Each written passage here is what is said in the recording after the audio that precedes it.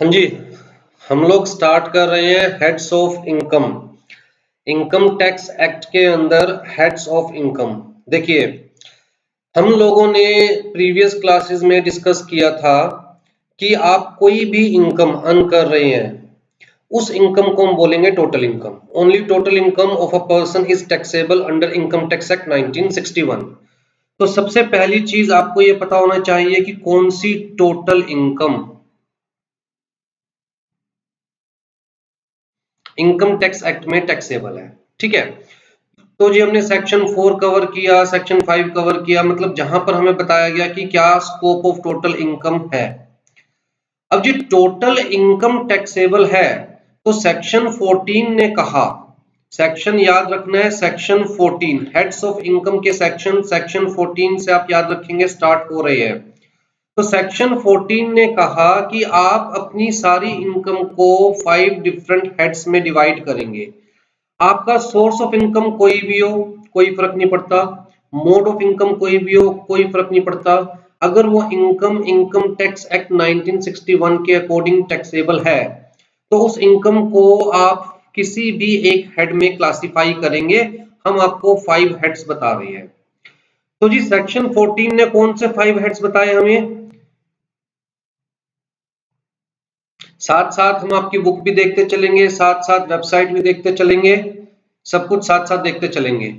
तो सेक्शन 14 ने हमें कौन से हेड्स बताए, कहता है जी सैलरीज सबसे पहला हेड, फिर इनकम फ्रॉम हाउस प्रॉपर्टी, फिर जी profits and gains of business और प्रोफेशन जिसे हम शॉर्ट में क्या बोलते हैं,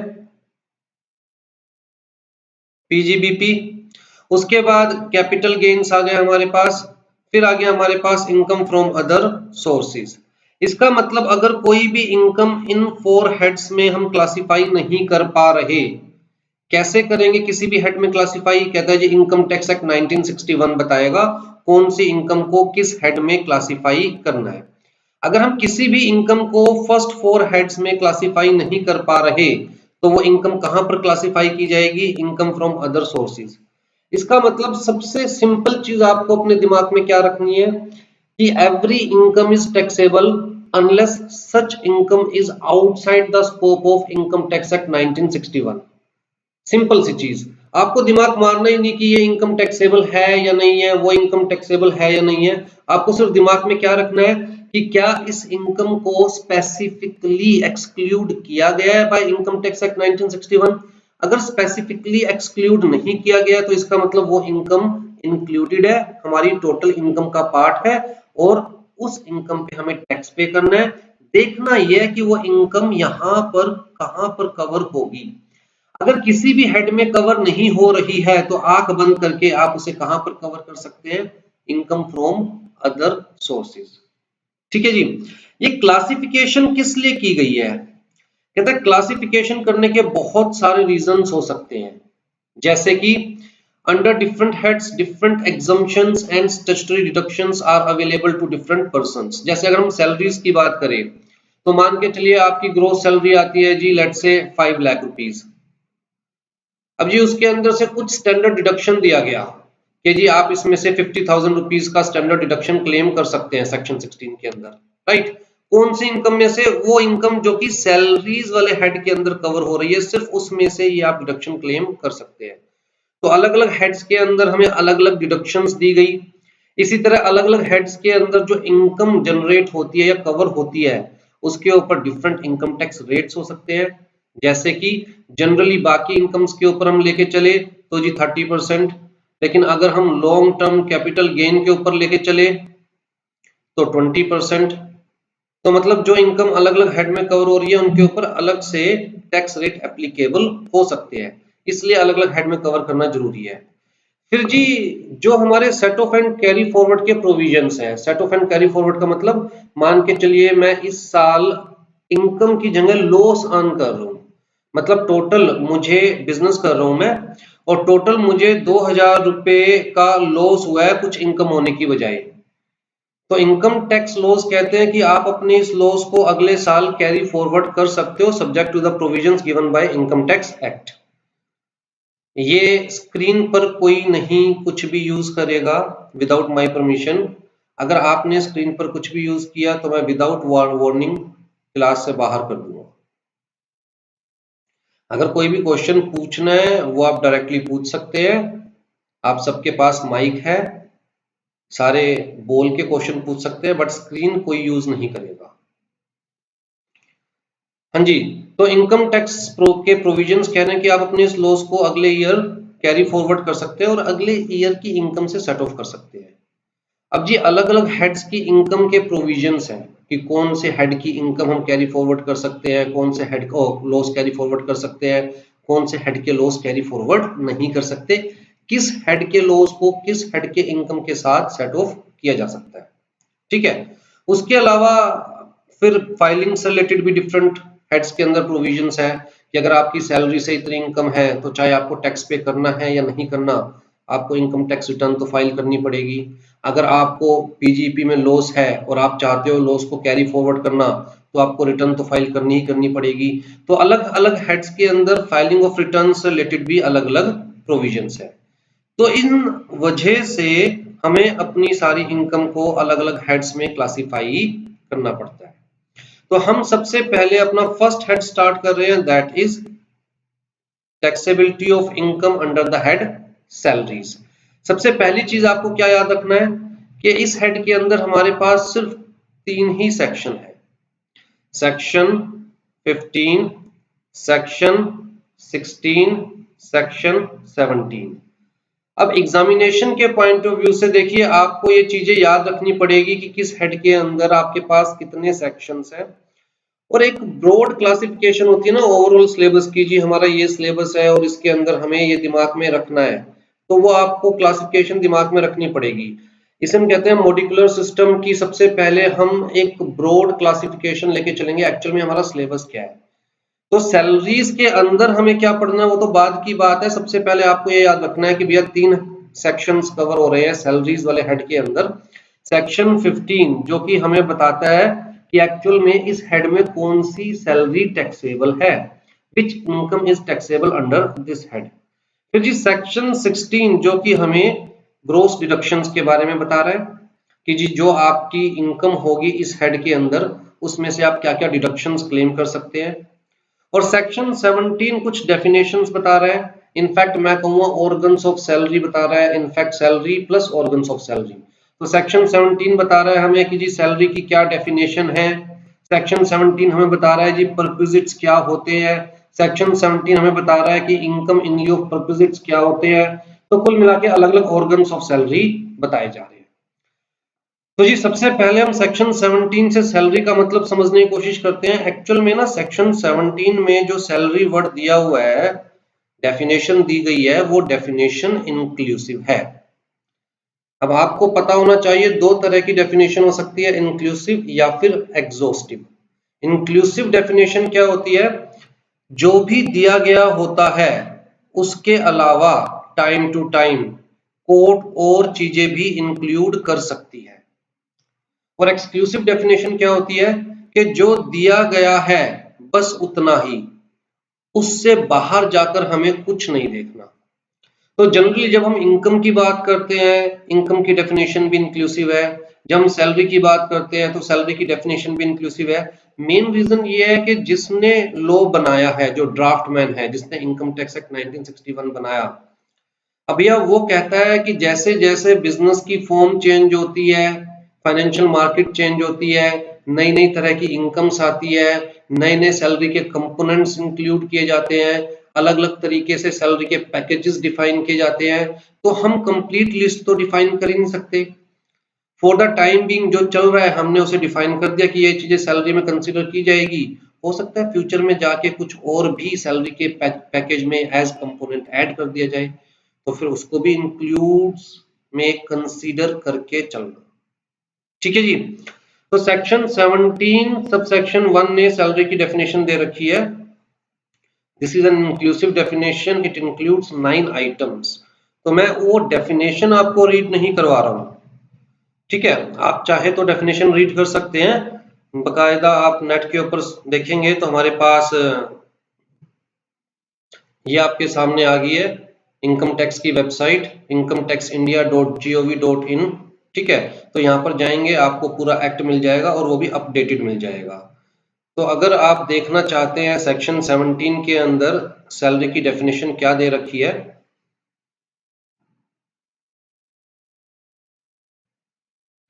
देखिए इंक्लूसिव डेफिनेशन है, सैलरी इंक्लूड्स, मतलब जो यहाँ पर लिस्ट दी गई है वो तो सैलरी का पार्ट है ही, उसके अलावा कहता है जी जो भी सैलरी में इंक्लूड किया जा सकता है या फ्यूचर में किया जाएगा तो वो भी सैलरी का पार्ट कंसिडर किया जाएगा।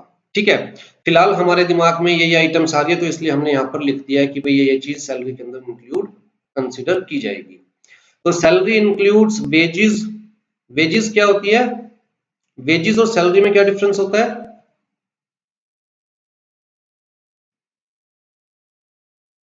बताइए कोई, वेजेस और सैलरी में क्या डिफरेंस होता है?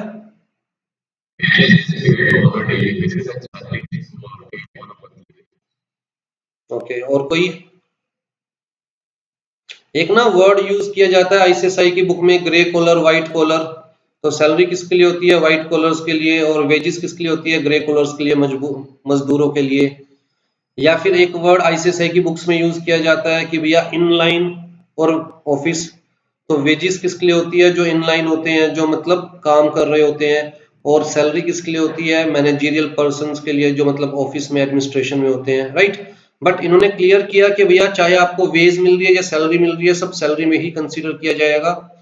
एनी एन्युटी और पेंशन, एन्युटी क्या होती है,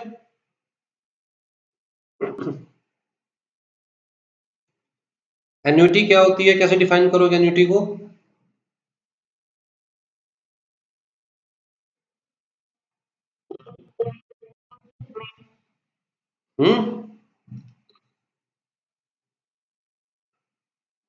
दोबारा रिपीट कीजिए।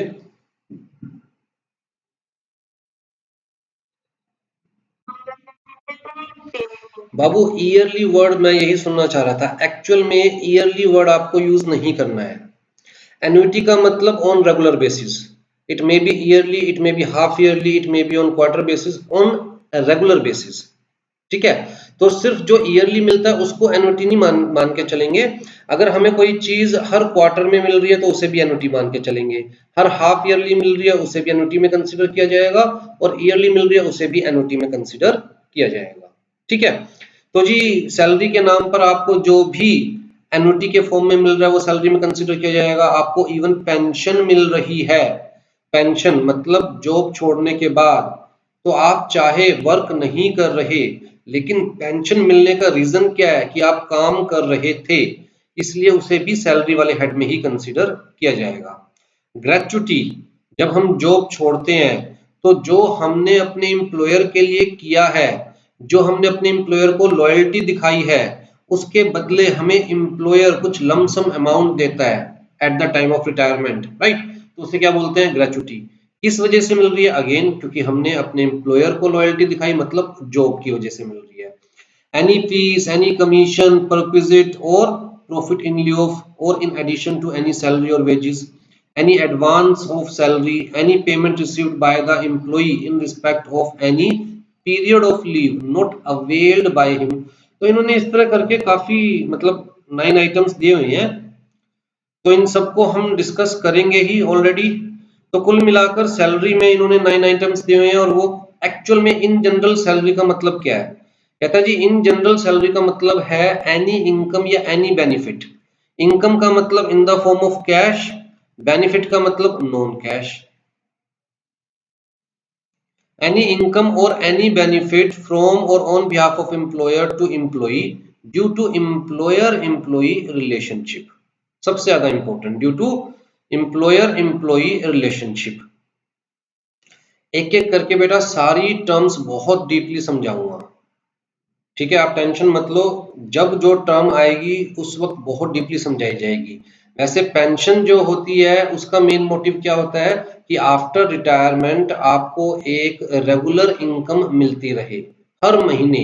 मेन मोटिव क्या था, मान के चलिए आज कोई रिटायर हो रहा है तो बट ऑब्वियस सी बात है बुढ़ापे में रिटायर हो रहा है, और उसके बच्चे उसके रिश्तेदार ताक लगाए बैठे हैं कि भाई साहब इन्हें बहुत सारे पैसे मिलने वाले हैं रिटायरमेंट पे और उन पैसों से हम मौज मारेंगे। तो जब वो एक साथ जो पैसा मिलता था, वो जो खुशी होती है उसके अंदर बहुत सारे पैसे खर्च हो जाते हैं। बाकी जो बचे कुचे पैसे हैं बच्चे ले लेते हैं, काम करना है जी, हमें हमें ये करना है वो करना है, और एट द एंड जो बुजुर्ग लोग होते हैं उनके पास कुछ नहीं रहता।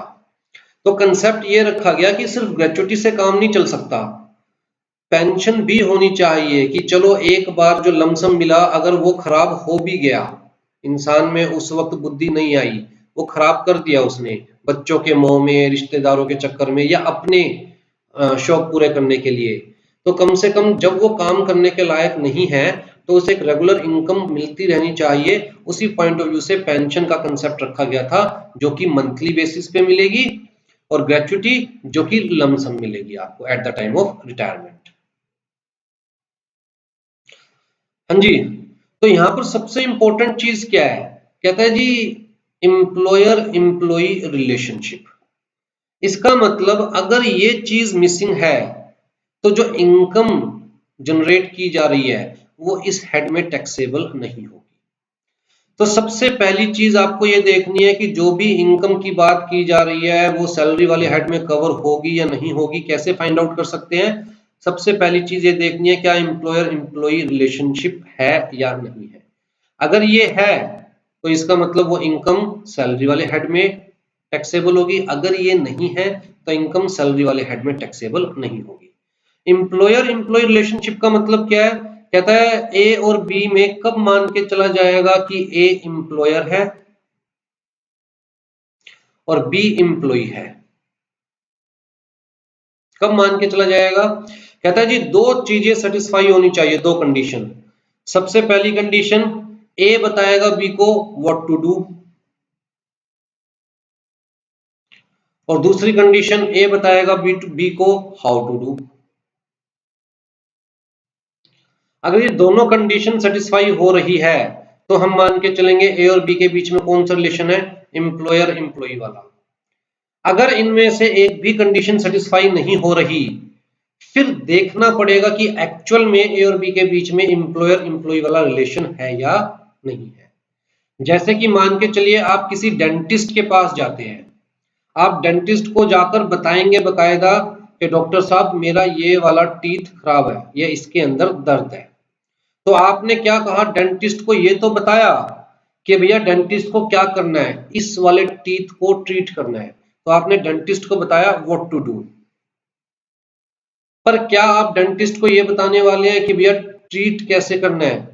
डेंटिस्ट अपना माइंड खुद लगाएगा कि टीथ को ट्रीट कैसे करना है, राइट? मतलब डेंटिस्ट खुद देखेगा कि रिप्लेस करना है या फिर जो भी मतलब करना है उसके साथ। इसका मतलब यहां पर आपने ये तो बताया करना क्या है, लेकिन ये नहीं बताया कि करना कैसे है। तो आप में और डेंटिस्ट में क्या एम्प्लॉयर एम्प्लॉई वाला रिलेशन है? The answer is no.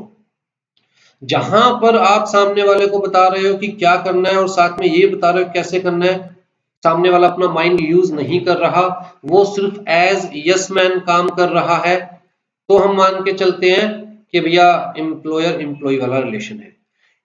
How to do का मतलब ये नहीं है कि एग्जैक्टली स्टेप बाय स्टेप बताओगे तभी एम्प्लॉयर एम्प्लॉई का रिलेशन होगा। अब जैसे अगर कोई मैनेजमेंट के अंदर है तो वो अपना माइंड खुद यूज करता है व्हाइल टेकिंग डिसीजंस, लेकिन within the protocols designed by the organisation, within the framework designed by the organisation, उन प्रोटोकॉल से उन फ्रेमवर्क से बाहर जाकर वो कोई काम नहीं कर सकता।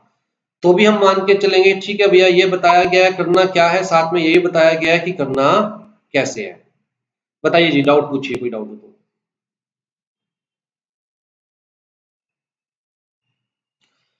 ठीक है, तो कुल मिलाकर हमें क्या देखना है कि एम्प्लॉयर एम्प्लॉय रिलेशनशिप है या नहीं है, और ये बहुत इंपॉर्टेंट एमसीक्यूज बनते हैं, नीचे मैंने एग्जांपल्स भी लिए हुए हैं। हाँ जी, सच इनकम में भी, कहता है सैलरी की जो इनकम है that may be in cash, may be in kind, मतलब in the form of any article, और in any other form for like fulfilling the obligation of employee by the employer, कि जो काम जो employ को पैसे देने थे वो एम्प्लॉयर ने दे दिए, तो एम्प्लॉय को तो बेनिफिट ही मिल रहा है ना। सच income may be fixed may be floating, बहुत सारे बच्चों के दिमाग में क्या कंसेप्ट होता है कि अगर फिक्स्ड इनकम है तभी सैलरी वाले हेड में कवर होगी, अगर फिक्स्ड नहीं है, फ्लोटिंग है, तो सैलरी वाले हेड में कवर नहीं होगी। एक्चुअल में ऐसा कुछ नहीं है। हो सकता है आप किसी दुकान पर जॉब कर रहे हो और जहां पर आपकी कोई फिक्स्ड इनकम नहीं है, आपको कहा गया है कि भैया जितनी सेल्स करोगे उसका 10% आपको सैलरी दी जाएगी, राइट। तो यहां पर आपकी कोई फिक्स्ड इनकम नहीं है, लेकिन आप कर जॉब रहे हैं, तो इसका मतलब सैलरी वाले हेड में such income may be fixed और में बी फ्लोटिंग। फिर जी such income may be due to part time employment और due to full time employment. तो जरूरी नहीं है जब आप फुल टाइम एम्प्लॉयमेंट में हो तभी आप सैलरी वाले हेड में इनकम अर्न करेंगे। अगर पार्ट टाइम एम्प्लॉयमेंट में हो तब भी एम्प्लॉयर एम्प्लॉई वाला रिलेशन सेटिस्फाई हो रहा है तो सैलरी वाले हेड में इनकम कंसीडर की जाएगी। Such income may be on monthly basis और क्वार्टरली बेसिस और ईयरली बेसिस, कोई फर्क नहीं पड़ता। ठीक है जी। Such income may be related to past period, may be related to present period, may be related to future period. इसका मतलब 2 साल से अगर मैं मिस्टर एक्स के पास जॉब कर रहा हूं और पिछले 2 साल की मुझे सैलरी भी टाइम पर मिलती रही, लेकिन मिस्टर एक्स के साथ मेरी बातचीत चल रही है कि मेरी सैलरी इंक्रीज की जाए।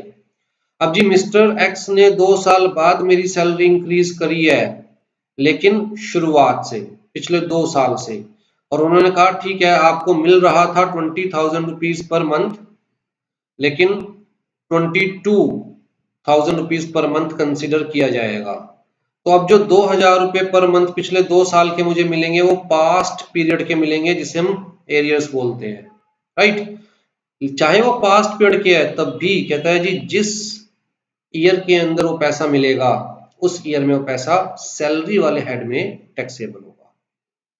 Such income may be directly from the employer or indirectly by some other person on behalf of the employer। कोई फर्क नहीं पड़ता कि आपको आपकी सैलरी डायरेक्टली एम्प्लॉयर से मिल रही है या एम्प्लॉयर के बिहाफ पर किसी और से मिल रही है। ठीक है। Thus an income can be taxed under the head salary only if there exists relation of employer and employee between the payer and the pay, and such income or right to such income comes into existence due to such relation। तो जी employer employee का relation है और income उस relation की वजह से existence में आ रही है, तो वो इनकम इस हेड में टैक्सेबल होगी। एम्प्लॉयर एम्प्लॉई का रिलेशन कब कंसीडर किया जाएगा? कहता है जब ये दोनों सेटिस्फाई होंगे, what to do and how to do. मतलब एम्प्लॉयर एम्प्लॉई को बता रहा है क्या करना है और कैसे करना है। ठीक है। तो there shall be master servant relation between the concerned persons. बताइए जी यहां तक कोई भी ऐसा पॉइंट हो जो आपको समझ में ना आया हो? कुल मिलाकर यहां पर ये बताने की कोशिश की जा रही है कि जी देखिए सैलरी का मतलब वो इनकम जो कि एम्प्लॉयर एम्प्लॉई को दे रहा है due to employer employee relationship, पहली चीज। दूसरी चीज कहता है ऐसा कुछ नहीं है कि वो इनकम करंट पीरियड की है, बैक पीरियड की है, फ्यूचर पीरियड की है, कोई फर्क नहीं पड़ता। वो इनकम कैश में है या फिर काइंड में है या फिर एम्प्लॉय को बेनिफिट्स मिल रहा है, कोई फर्क नहीं पड़ता। इनकम फिक्स्ड है, फ्लोटिंग है, कोई फर्क नहीं पड़ता। पार्ट टाइम एम्प्लॉयमेंट से है, होल टाइम एम्प्लॉयमेंट से है, कोई फर्क नहीं पड़ता।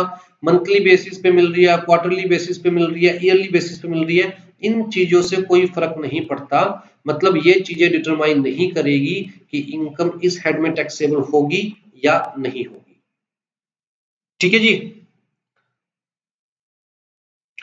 आ जाओ जी, यहां पर कुछ एग्जांपल्स दे रखे हैं, तो ये सारे मैं आपसे पूछता हूं एग्जांपल्स।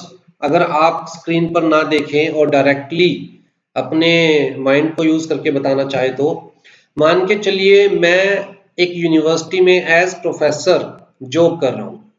तो मैं कह रहा हूं कि मैं जॉब कर रहा हूं एज प्रोफेसर। मेरी टर्म्स ऑफ एम्प्लॉयमेंट के अंदर टीच करना तो है, लेकिन एग्जामिनेशन पेपर सेट करना नहीं है। अगर एग्जामिनेशन पेपर सेट करता हूं या एग्जामिनेशन पेपर चेक करता हूं उसके लिए मैं अलग से चार्ज करता हूं, जो मेरी सैलरी है उसके अलावा अलग से चार्ज करता हूं। तो जो मुझे यूनिवर्सिटी से मिल रहा है अलग से चार्ज करने के लिए, वो सैलरी का पार्ट होगा या नहीं होगा? द आंसर इज, बताइए।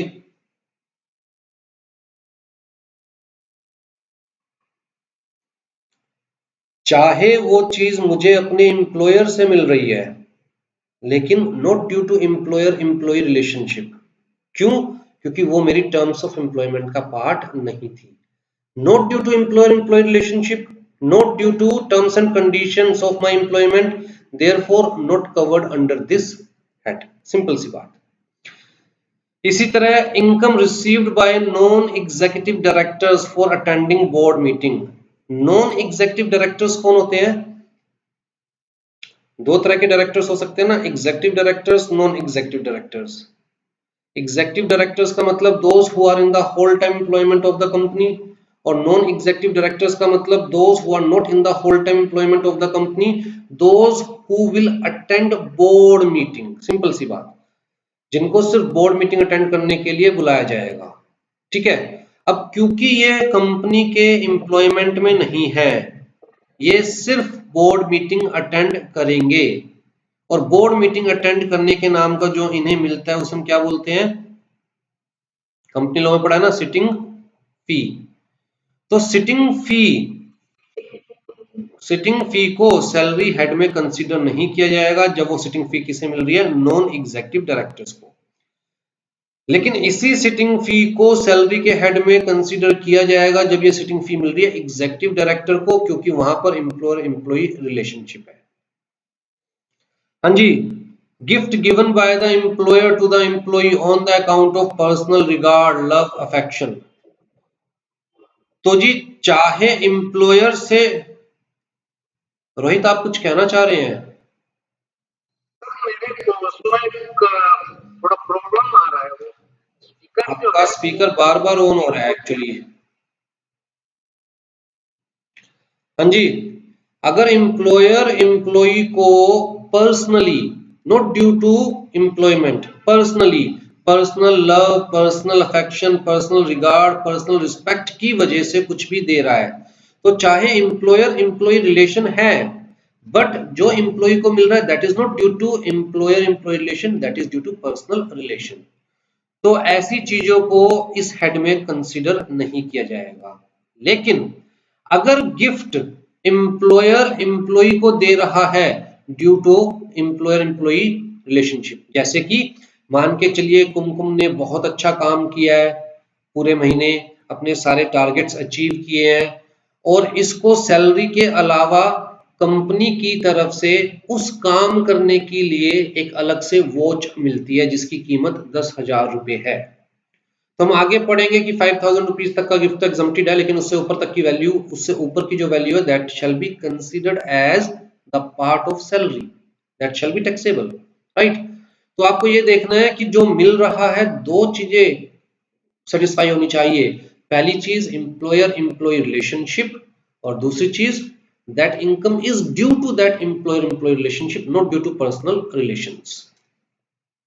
हाँ जी, remuneration to MLA MPs, MLA या एमपीज को जो रेम्यूनरेशन मिलती है उसे सैलरी के हेड में कंसीडर क्यों नहीं किया जाता?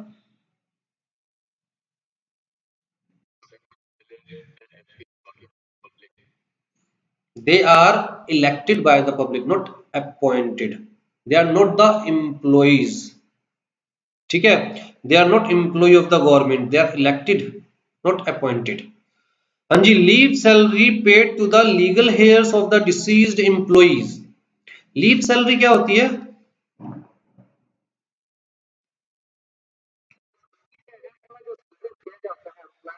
छुट्टी के अगेंस्ट में।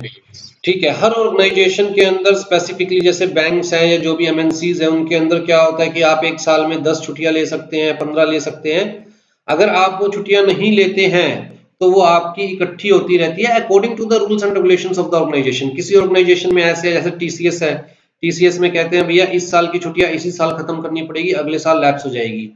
लेकिन कैनरा बैंक जैसे मेरे फादर काम करते थे तो उनकी इकट्ठी होती है, और वो भी एक लिमिट है कि जैसे 300 मैक्सिमम आप इकट्ठी कर सकते हैं through out the working period.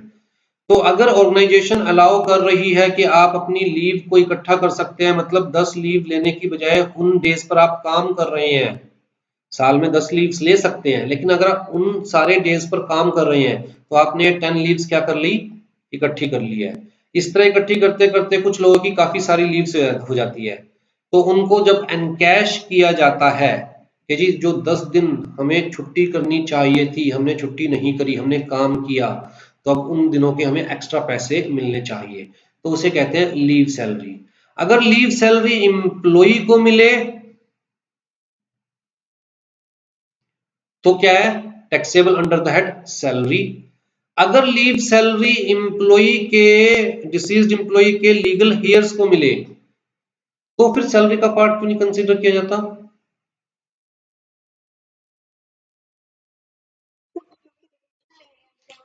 क्योंकि लीगल हेयर्स में और एम्प्लॉयर में एम्प्लॉई एम्प्लॉयर का रिलेशन नहीं है। ठीक है जी। Payment made to employee on his transfer to compensate him for the loss suffered on sale of his house. तो जी मिस्टर एक्स दिल्ली में थे और उनका कंपनी के साथ कॉन्ट्रैक्ट था कि अगले 5 सालों तक मिस्टर एक्स दिल्ली में ही रहेंगे, जो दिल्ली ब्रांच है उसमें ही रहेंगे। अब जी मिस्टर एक्स ने दिल्ली में होम भी परचेज कर लिया क्योंकि 5 सालों तक दिल्ली में ही रहना था। लेट्स से 1 करोड़ रुपए का घर परचेज किया। अब 1 साल बाद ही कंपनी ने कहा कि आपकी जरूरत हमें मुंबई में ज्यादा है, वहां पर वर्कलोड ज्यादा है, आप मुंबई में शिफ्ट हो जाइए। मिस्टर एक्स को जो और कंपनसेशन मिलना था कॉन्ट्रैक्ट ब्रीच होने की वजह से वो तो मिला ही मिला और कंपनसेशन तो। उसके अलावा मिस्टर एक्स ने कहा भैया मैंने दिल्ली में घर परचेज किया है, मुझे मुंबई में घर परचेज करना पड़ेगा। दिल्ली वाला घर इमीडिएटली सेल करना पड़ेगा। जो घर 1 करोड़ का है वो मुझे हो सकता है 95 लाख में सेल करना पड़े, हो सकता है 90 लाख में सेल करना पड़े, क्योंकि इमीडिएटली मुझे घर सेल करके मुंबई में लेना पड़ेगा। तो ये लॉस का कंपनसेशन कौन करेगा? कंपनी कहती है ये भी हम दे देंगे भैया, तू जा तो मुंबई, तेरी जरूरत मुंबई में ज्यादा है। तो ये जो लॉस का कंपनसेशन हो रहा है, क्या ये in the terms and conditions of employment है? The answer is no. ये किसी भी एम्प्लॉयर एम्प्लॉय की टर्म्स एंड कंडीशंस में नहीं होता। लेकिन ऐसा केस आया इसीलिए ये एग्जांपल बना। तो जो ये 5 लाख या 10 लाख मिस्टर एक्स को दिल्ली वाला घर बेचकर मुंबई वाला घर लेने में जो ये लॉस हो रहा है, अगर इसको कंपनसेट किया जा रहा है तो that is not due to employer employee relationship, वो टर्म्स एंड कंडीशंस का पार्ट नहीं था और उसको सैलरी वाले हेड में कंसीडर नहीं किया जाएगा, अदर सोर्सेज में कंसीडर किया जाएगा। हाँ जी, पेमेंट और gift in appreciation of personal qualities of the employee, वो मैं आपको बता ही चुका हूं कि भैया अगर पर्सनल लव, पर्सनल अफेक्शन की वजह से बॉस अपने एम्प्लॉय को कुछ देता है तो that is not the part of the salary. वहां पर जो कुछ भी दिया जा रहा है that is not due to employer employee relationship. फिर जी grant to retiring executive director, retiring, जो बंदा रिटायर हो चुका है उसकी फेयरवेल पार्टी की जाती है। फेयरवेल पार्टी में उसे गिफ्ट दिया जाता है, स्टाफ वाले भी गिफ्ट देते हैं, ऑफिस वाले भी गिफ्ट देते हैं। लेकिन वो रिटायर हो चुका है, जब वो रिटायर हो चुका तो उसका अपने एम्प्लॉयर के साथ रिलेशन चेंज हो गया। और वैसे भी ये जो गिफ्ट दिए जाते हैं that is due to personal regard, love and affection. Salary received by the partner from the firm, तो क्या ये सैलरी का पार्ट कंसीडर नहीं किया जाएगा? The partner cannot be considered as the employee of the partnership firm, simple सी बात। हाँ जी, example of income considered as income taxable under the head salary. Remuneration of the official liquidator, भैया company winding up process में गई तो court ने या सेंट्रल गवर्नमेंट ने कंपनी के ऊपर ऑफिशियल लिक्विडेटर अपॉइंट किया। तो पहली बात तो अपॉइंट किया with certain terms and conditions for a particular task. तो ऑफिशियल लिक्विडेटर को जो रेम्यूनरेशन दी जाती है that is the part of salary. Allowance received by the doctor from his employer for not carrying on his personal practice. तो कुछ doctors की होती है ना कि भैया हाँ हॉस्पिटल भी ज्वाइन कर लिया, अपना खुद का नर्सिंग होम भी खोल लिया या फिर क्लिनिक भी खोल लिया।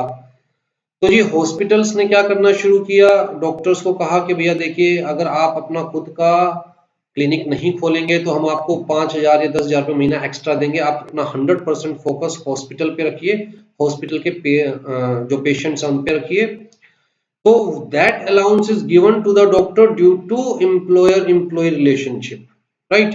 ड्यू टू जॉब, तो that is covered under that salary. Gratuity है, बोनस है, फी है, कमीशन है, वो तो सब सैलरी का ही पार्ट है। ओवर टाइम हमेशा सैलरी का पार्ट होता है, that is due to employee employee relationship. Salary in lieu of notice period, ये क्या होता है? Salary in lieu of notice period,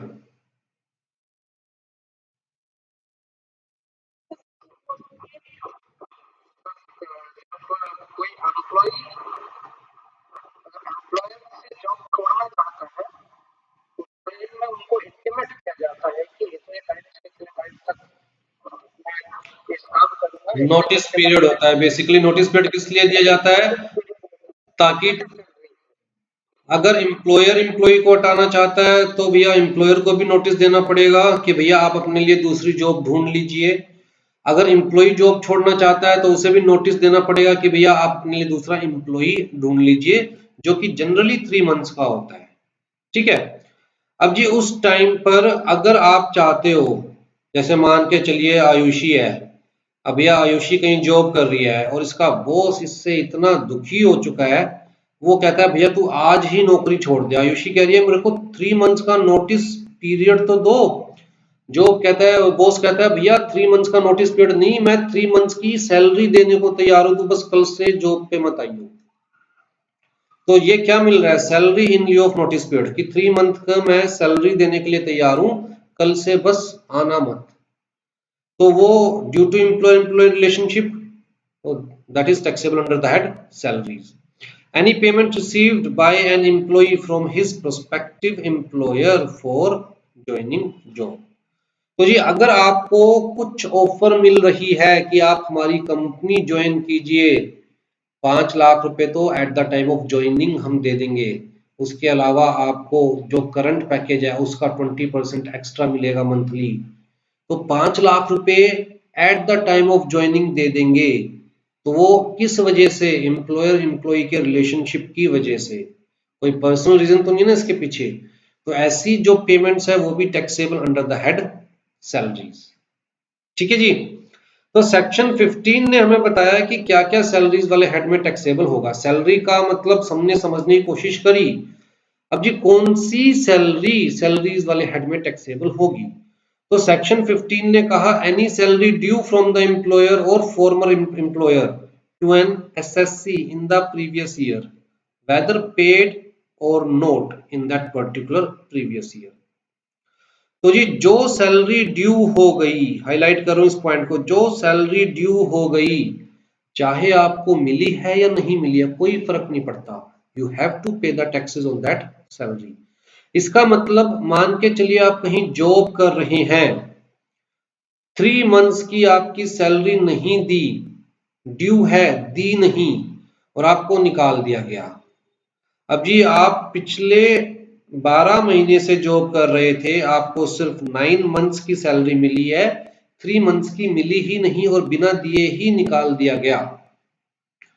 तो इनकम टैक्स वाले कहेंगे भैया ये आपका और आपके एम्प्लॉयर का पर्सनल मैटर है, वी आर लीस्ट कंसर्न, हमें तो पूरे 12 महीने की सैलरी का टैक्स चाहिए, चाहे आपको मिली है या नहीं मिली, ड्यू तो हो गई थी।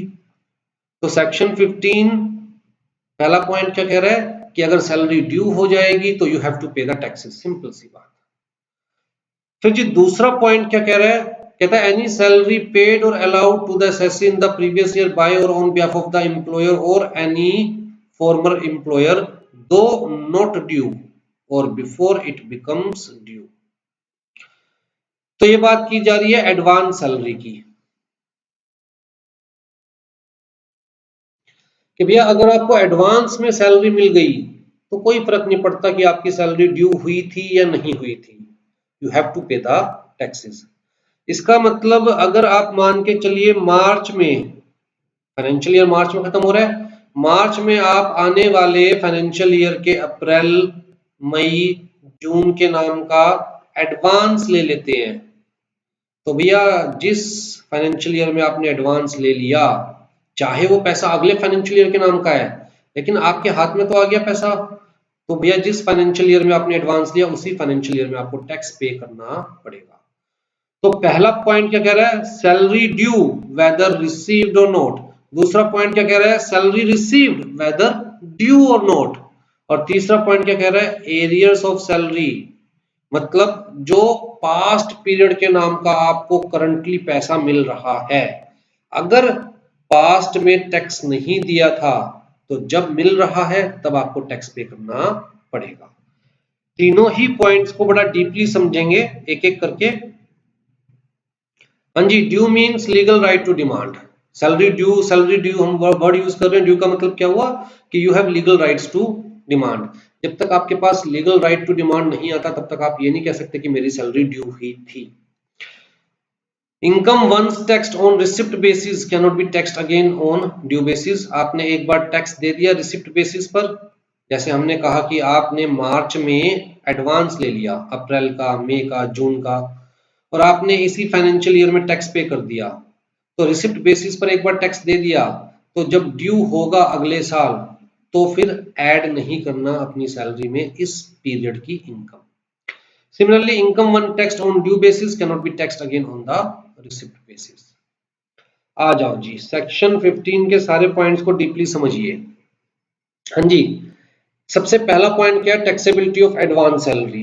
तो हमने ऊपर पढ़ा अगर आपको एडवांस में सैलरी मिली है तो you have to pay the taxes, बड़ी सिंपल सी बात है। तो कहने का मतलब क्या है,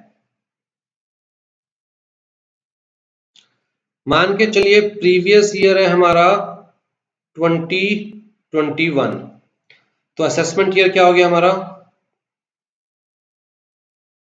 प्रीवियस ईयर कहां से स्टार्ट हो रहा है हमारे पास, 21-22।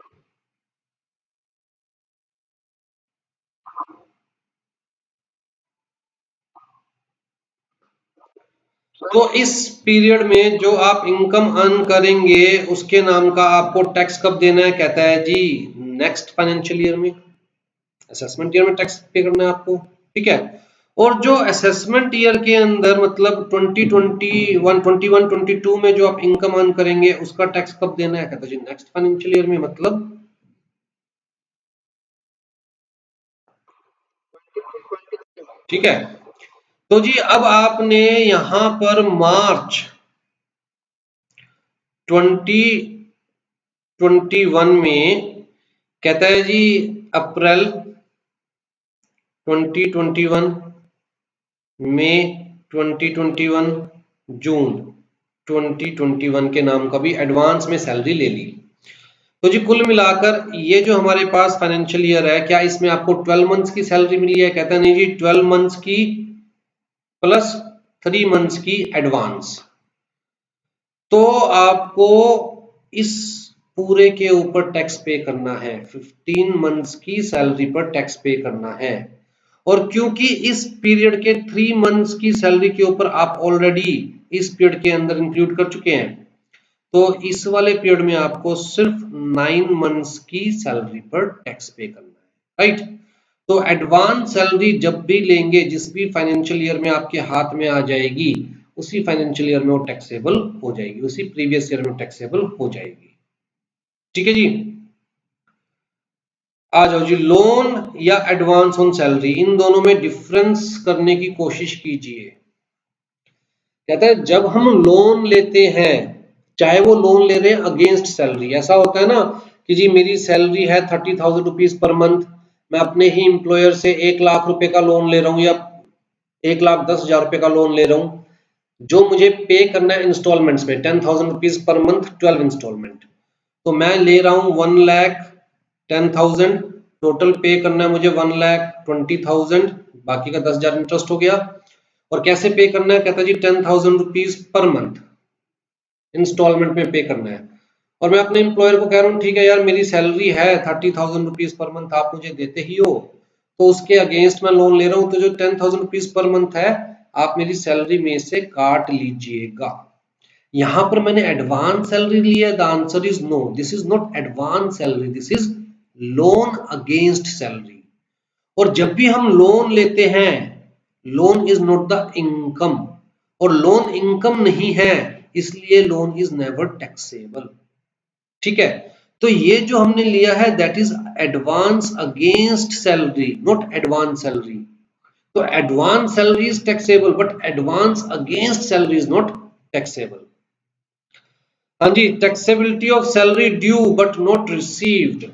जैसे कि मैंने एग्जांपल लिया था कि आप भैया पिछले पूरे साल आपने काम किया, प्रीवियस ईयर 2021 में आपने पूरे साल काम किया, 12 मंथ्स काम किया आपने, लेकिन लास्ट 3 मंथ्स की सैलरी आपको नहीं मिली।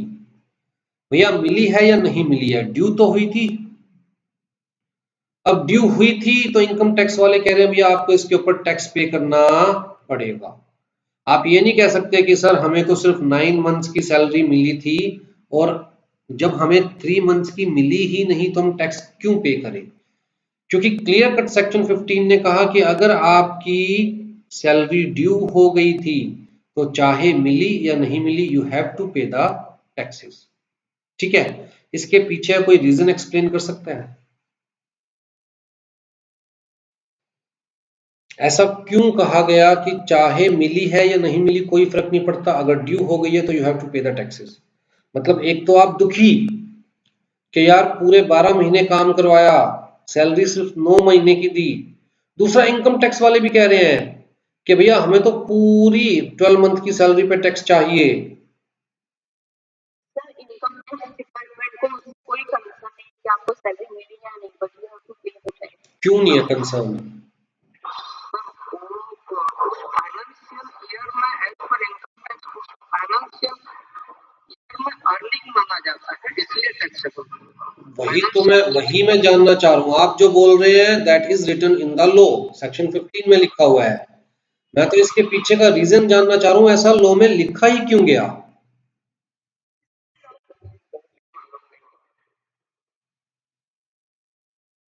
तो सर वो मतलब ऐसा भी तो हो सकता है वो झूठ बोल रहा हो, मिल गई वो नहीं बता रहा हो। ऐसा भी हो सकता है वो झूठ बोल रहा हो। मोनिका कुछ कहना चाह रहे हो?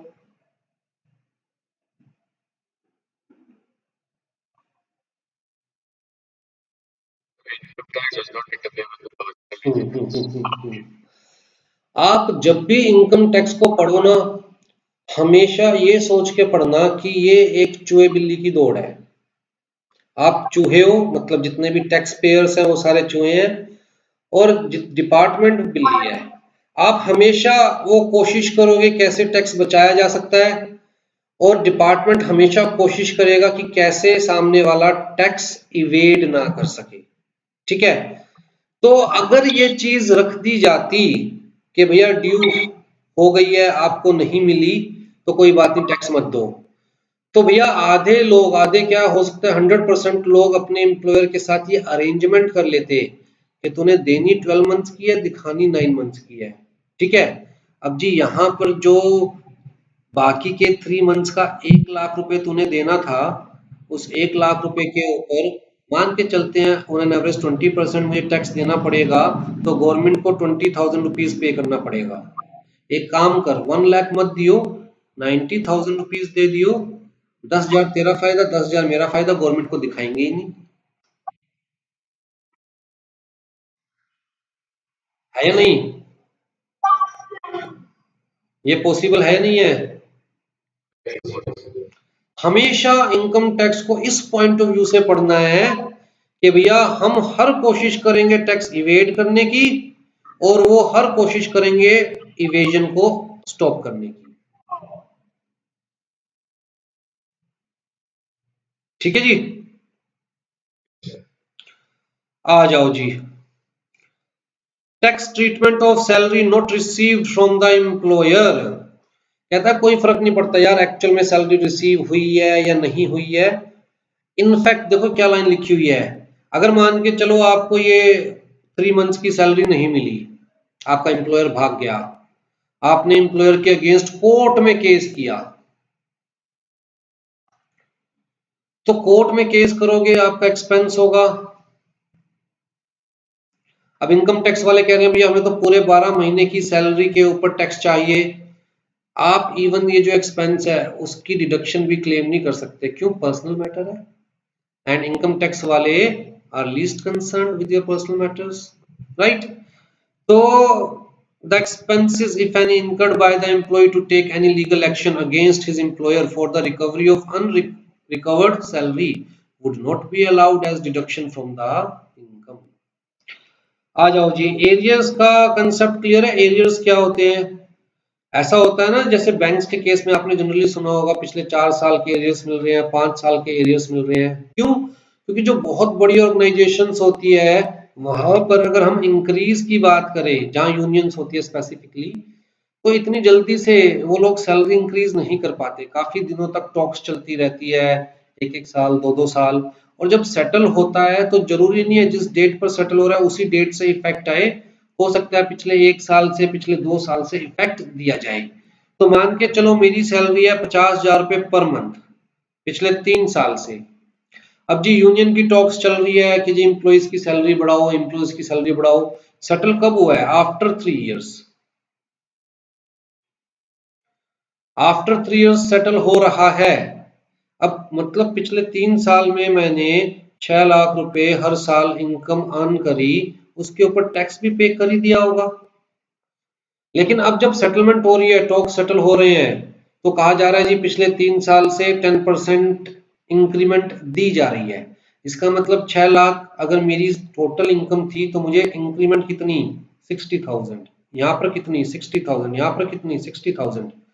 तो टोटल मुझे इस साल, जिस साल टॉक सेटल हो रही है, 66.6 लाख तो मिलेगा ही मिलेगा इस साल का। उसके अलावा पिछले सालों के, 3 सालों के 1.8 लाख भी मिलेगा। तो इस साल मुझे टोटल कितना मिल रहा है? कहता है जी इस साल मुझे टोटल इतना मिल रहा है, और इस टोटल के ऊपर टैक्स इज पेएबल, क्योंकि इसके ऊपर जिस साल के नाम का है ये पैसा, उस साल टैक्स पे नहीं किया गया था। इसी तरह इसके ऊपर भी उस साल टैक्स पे नहीं किया गया था, पता ही नहीं था। क्या ड्यू हुआ था? The answer is no. Due ही नहीं हुआ था। क्यों नहीं हुआ था? टॉक्स तो इस पीरियड में सेटल हुई है, तो ना ड्यू हुआ था ना रिसीव हुआ था, तो टैक्स कैसे पे किया जाता? तो इसीलिए इनको एरियर्स बोला जाता है, क्योंकि ये ना उस वक्त ड्यू हुए थे ना उस वक्त रिसीव हुए थे। हाँ जी, tax free salary. Tax free salary क्या होती है?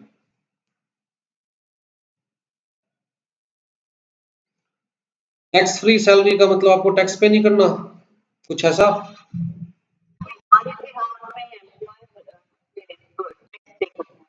हमारे बिहाफ पर एम्प्लॉयर टैक्स पे करेगा।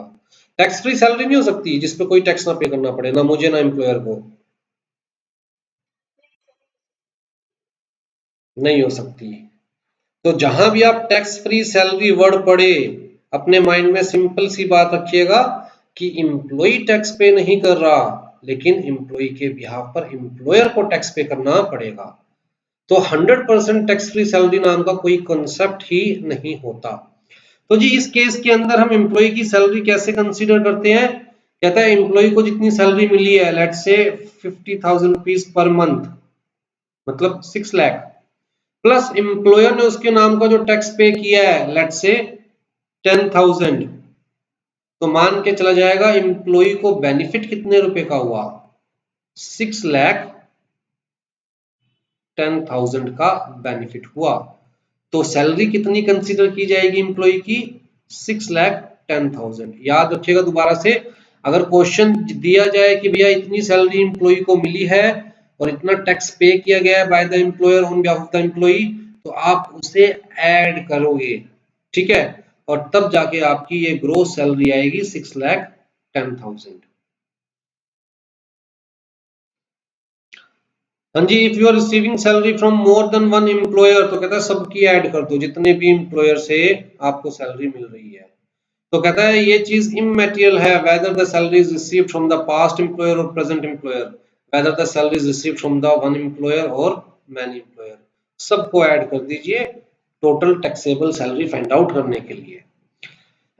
ग्रेड सिस्टम, इसका क्वेश्चन जनरली पूछ लिया जाता है। ग्रेड सिस्टम का मतलब क्या होता है? जैसे यहाँ पर लिखा हुआ है 15,700, फिर जी 800, 20,500, फिर 1000, फिर 30,500। इसका मतलब जब ज्वाइनिंग होगी वो कौन से ग्रेड पे होगी? 15,700। हर साल कितना बढ़ेगा? 800। कब तक? जब तक सैलरी नहीं पहुंच जाती इस पर 20,500 पर। जब सैलरी 20,500 पर पहुंच जाएगी तो हर साल कितना बढ़ेगा? कहता है जी 1,000 रुपीज। कब तक? जब तक सैलरी नहीं पहुंच जाती 30,500 पे। उसके आगे कहता भैया उसके आगे इस स्केल पर ग्रेड नहीं बढ़ेगा।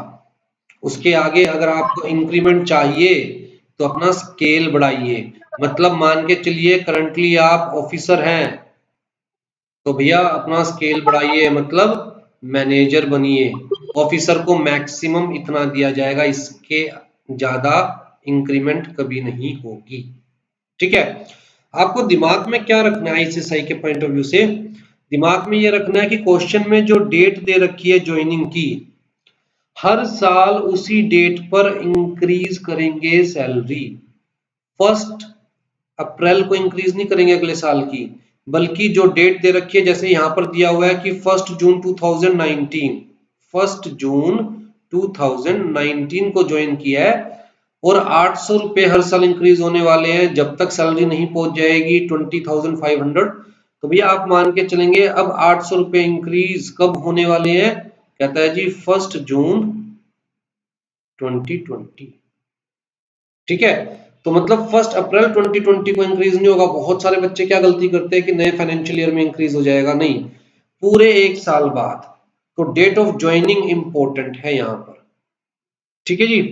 जैसे कि क्वेश्चन दे रखा है, इस क्वेश्चन इसी टाइप का क्वेश्चन नीचे भी दे रखा होगा, आप रिजॉल्व करके दिखाइए। ग्रेड का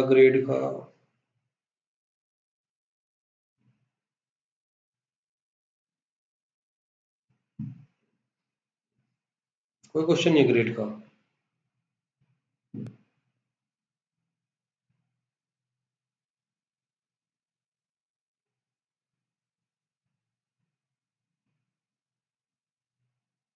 ये रहा ग्रेड सिस्टम का। इस क्वेश्चन को रिजॉल्व करके फटाफट से आंसर दीजिए, क्या आएगा आपका आंसर?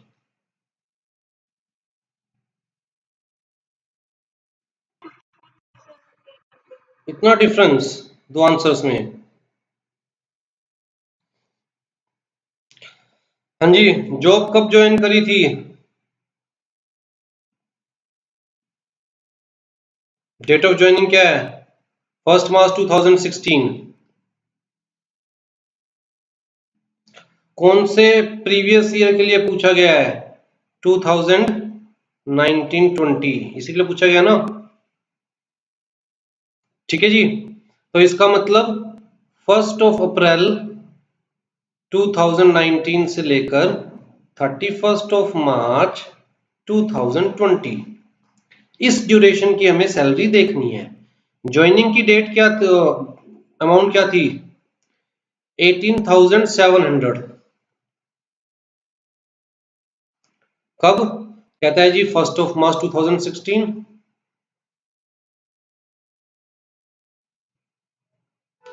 तो 1 मार्च 2017 इंक्रीमेंट क्या, ग्रेड क्या है? 300 इंक्रीज होने हैं।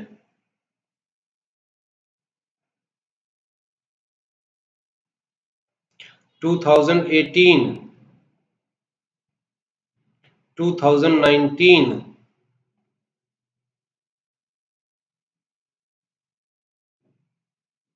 1 मार्च 2020 कितनी होगी? ठीक है जी। तो इसका मतलब एक महीने 11 मंथ्स के लिए तो इतनी होगी और 1 मंथ के लिए इतनी होगी। Am I clear? 11 मंथ के लिए कितनी होगी? 19,600।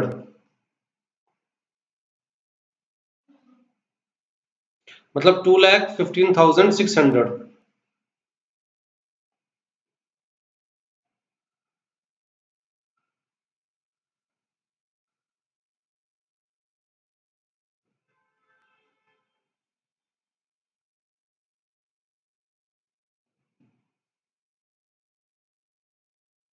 2,35,500। किसका ये आंसर आया था?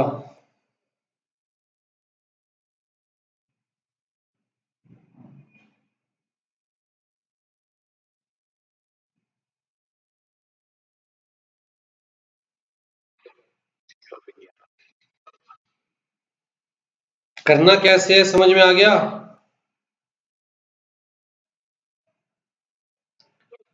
भाई सबसे इंपॉर्टेंट चीज क्या है कि कौन से पीरियड की हमें नहीं फाइंड आउट करनी है, पहले वो लिख लीजिए ताकि दिमाग में कोई कंफ्यूजन ना रहे। हमें ये चीज क्लियर होगी कि भैया 2019 से लेकर 20 तक, अगर हम 1 अप्रैल से स्टार्ट कर रहे हैं, यहाँ पर इंक्रीज कब से हो रही है? 1 मार्च से हो रही है। अगली इंक्रीमेंट कब है? 12 महीने बाद। तो यहाँ पर 11 महीने की हमारे इस पीरियड में कवर हो रही है, 1 महीने की यहाँ पर कवर हो रही है। बड़ा सिंपल सा है। क्वेश्चन दिखाई दे रहा है ना, क्वेश्चन नंबर 1।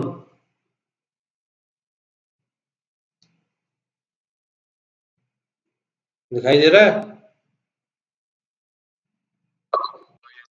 करके दिखाओ। इसका आंसर फाइंड आउट करो। इसका आंसर फाइंड आउट करो। इसका आंसर फाइंड आउट करो।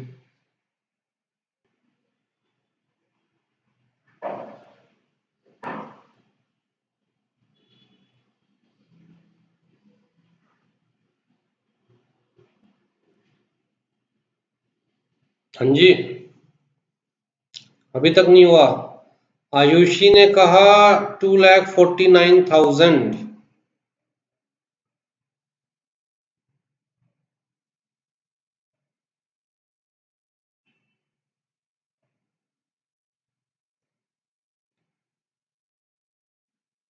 किसी और का आ रहा है सेम आंसर?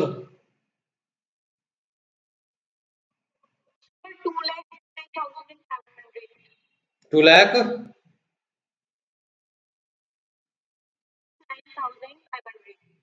ओके, और कोई?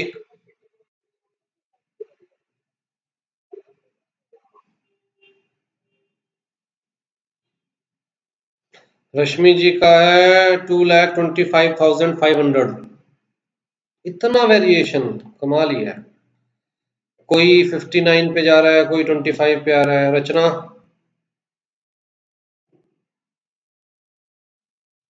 रचना सुनाई नहीं दिया, चैट पे लिख दो।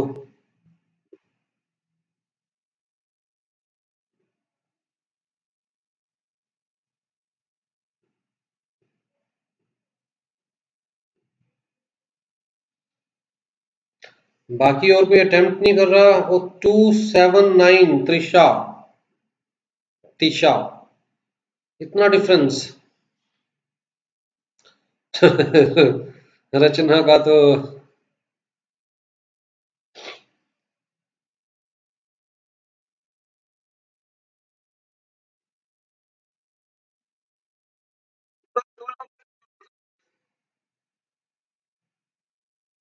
देखो सामने आंसर है।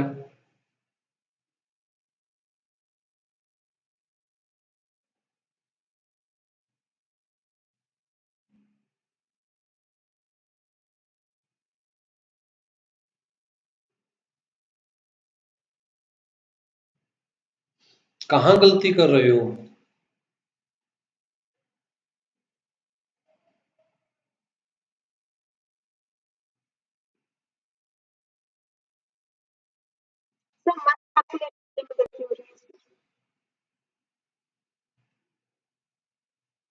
देखो टैक्स में कुछ स्टैंडर्ड्स फॉलो करने पड़ेंगे। जैसे कि मैंने आपको एक स्टैंडर्ड बताया कि सबसे पहले आपको ये इंफॉर्मेशन नोट करनी पड़ेगी। उसके साथ साथ आपको अपना टाइम पीरियड नोट करना पड़ेगा कि हमारा टाइम पीरियड क्या है, 1 अप्रैल से लेकर।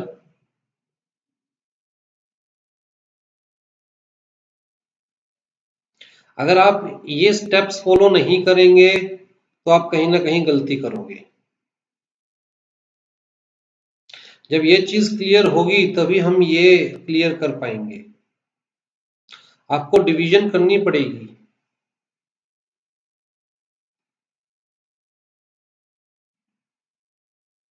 चले आगे।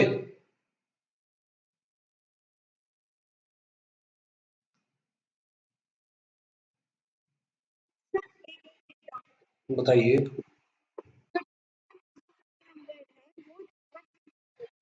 हम्म।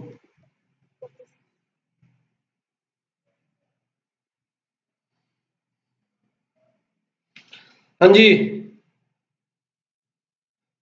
फोरगोइंग या सरेंडर ऑफ सैलरी। अब जी यहां पर हमने कंसेप्ट डिस्कस किया था कि there is difference between application of salary, application of income जिसे हम कहते हैं यूटिलाइजेशन ऑफ इनकम, और दूसरा क्या है हमारे पास, diversification of income, right. Application of income, income tax act बड़ा सिंपल है। इनकम टैक्स डिपार्टमेंट कहता है एक बार आपके हाथ में इनकम टैक्सेबल है, चाहे वो रिसिप्ट बेसिस पर है चाहे वो ड्यू बेसिस पर है, वी आर लीस्ट कंसर्न। अब जी आप उसे जैसे मर्जी अप्लाई कीजिए, आप उसे अपने ऊपर अप्लाई कीजिए, घर जाकर अपने बीवी बच्चों पर अप्लाई कीजिए, घर जाते हुए रास्ते में कोई भिखारी मिल रहा है उसके ऊपर अप्लाई कीजिए, उसको दान दक्षिणा जो करना है वो कीजिए, you are applying your income.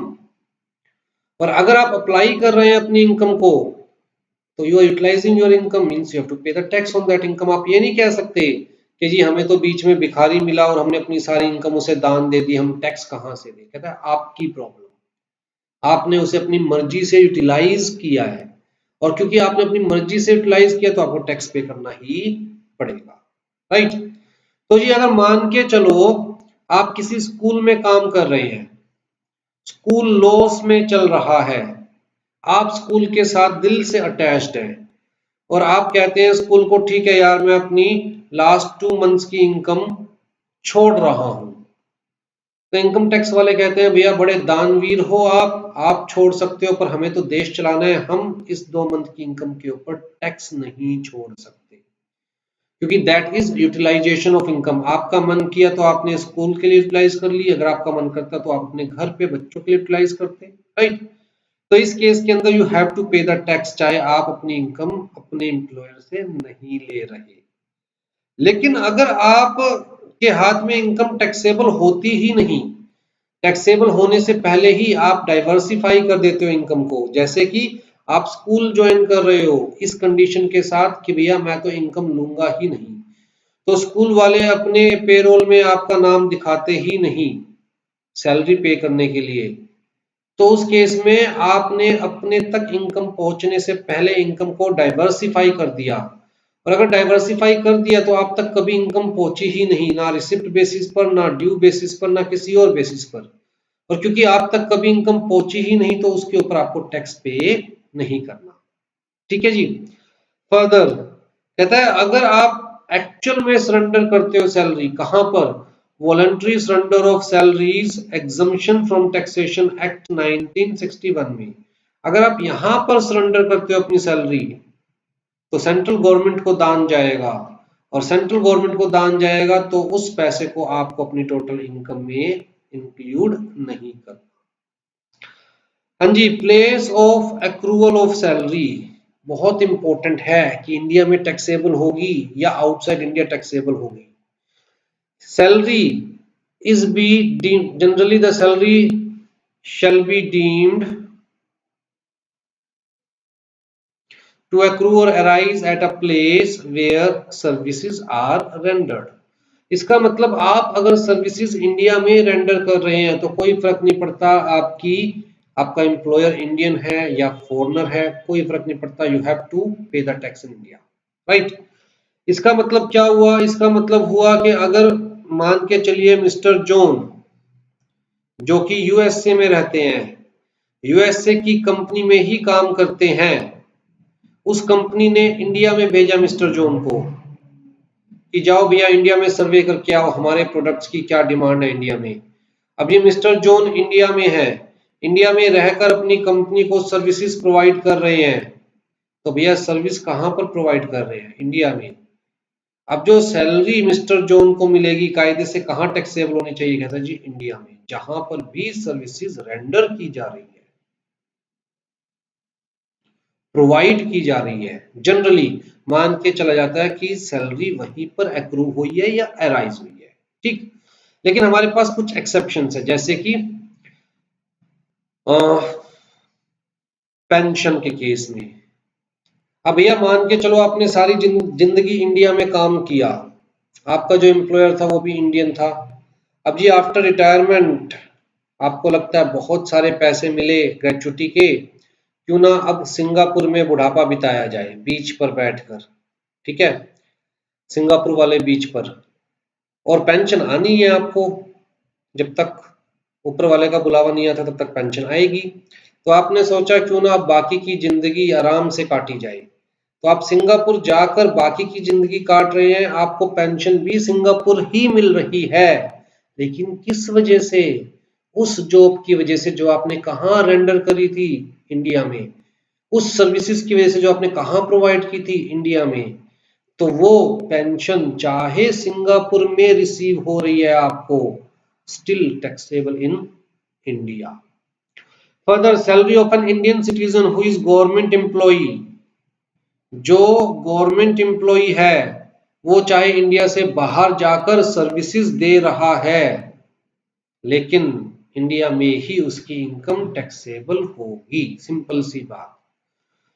Salary paid to foreign government या company to its paid by foreign government या company to its employees for rendering services in India is taxable in India. तो कमाल की बात देखिए, अगर फॉरेन गवर्नमेंट का employee India में सर्विसेज दे रहा है तो हम ये वाला रूल अप्लाई कर देते हैं कि भैया services are rendered in India तो टैक्सेबल इन इंडिया। अगर इंडियन गवर्नमेंट का employee outside India services render कर रहा है, आउटसाइड इंडिया रहकर इंडियन गवर्नमेंट को सर्विसेज रेंडर कर रहा है, तो हम ये वाला रूल अप्लाई कर देते हैं कि because the employee is the employee of Indian government, तो भैया salary is taxable in India. तो फॉरेनर की सैलरी भी टैक्सेबल इन इंडिया, इंडियन की सैलरी भी टैक्सेबल इन इंडिया, राइट। और आरओआर की सैलरी तो हमेशा टैक्सेबल इन इंडिया, चाहे कहीं भी सर्विसेज रेंडर करे, क्योंकि उसकी तो world wide income is taxable in India. बताइए जी, ये रूल्स याद रहेंगे सारे?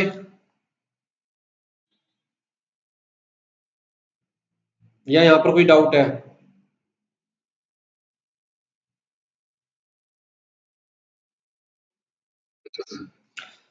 अब जी, tax treatment of various components of salary देख लीजिए किस बेसिस पर होगी। कहता है जी बेसिक सैलरी या wages, due base or receipt base whichever is earlier, simple सी बात। ओवर टाइम सैलरी, सैलरी का ही पार्ट माना जाता है, ड्यू बेसिस और receipt basis which ever is earlier. Bonus, कहता है बोनस कंपनीज अनाउंस तो कर देती है पर देने में सालों लगा देती है।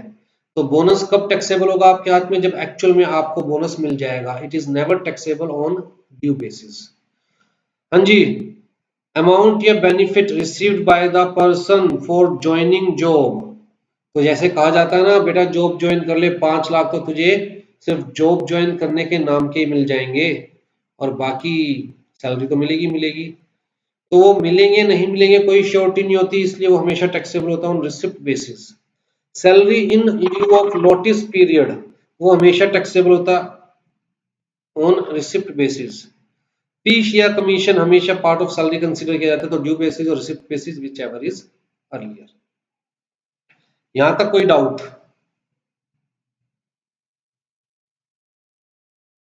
हाँ जी, अगले का आंसर। हम्म, सैलरी डिफाइंड कहाँ की गई है? अगले का आंसर।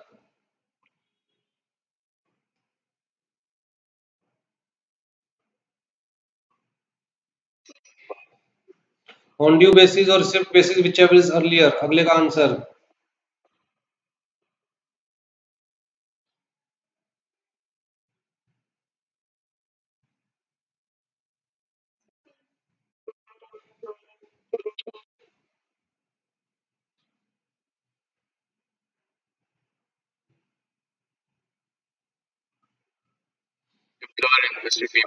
दोनों होने चाहिए यार, दोनों होने चाहिए,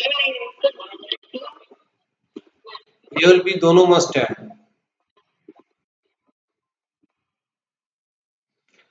चलो फिफ्थ का बताओ।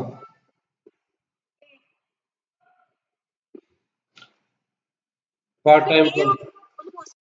हम्म, सिक्स्थ।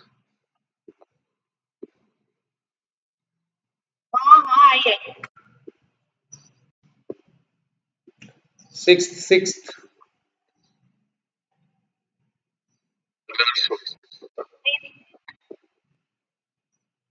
Other sources.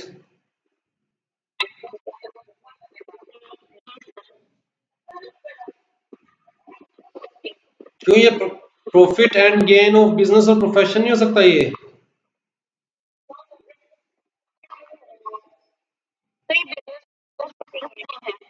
क्या पता बिजनेस हो।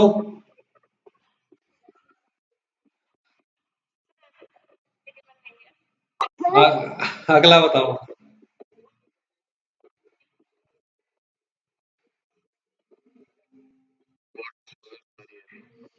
डिस्टरबेंस कम करो भाई।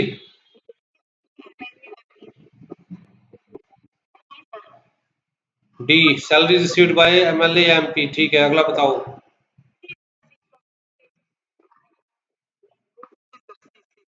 अगला बताइए। अरे पंडित को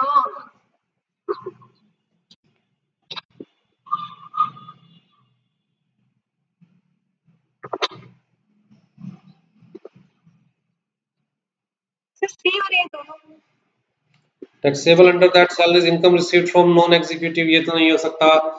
payment made to employer on his transfer to compensate him for loss of, ये भी नहीं होगा। रेम्यूनरेशन ऑफ ऑफिशियल लिक्विडेटर, ये होगा। ये भी नहीं होगा।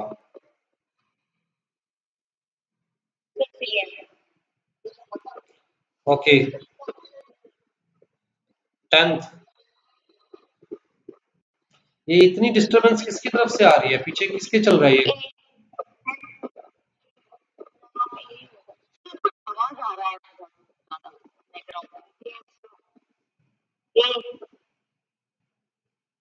ए कहाँ गया? Charging section. ठीक है, चार्जिंग सेक्शन का मतलब क्या होता है? जो कि अथॉरिटी देता है किसी भी डिपार्टमेंट को उस एक्ट के अंदर चार्ज करने के लिए। टैक्स, हर टैक्स लॉ के अंदर चार्जिंग सेक्शन होती है। Section 4 is charging section for entire income tax. Section 15 is for salary. बताइए जी 11th का। Receipt basis. ठीक है, अगला बताइए।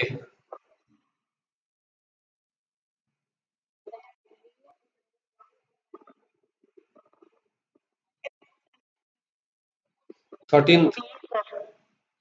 बाबू बी नहीं, एडवांस अगेंस्ट सैलरी नहीं, एडवांस सैलरी है। 13th बताइए।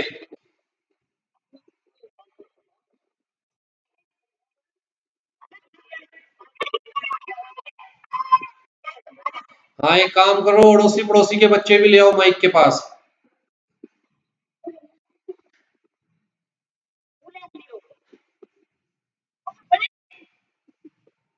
हाँ जी, अगला।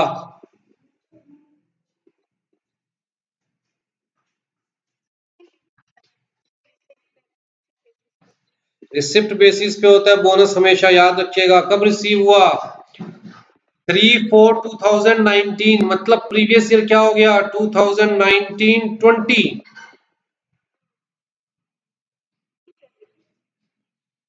ये गलती मत कर देना। अगला बताओ।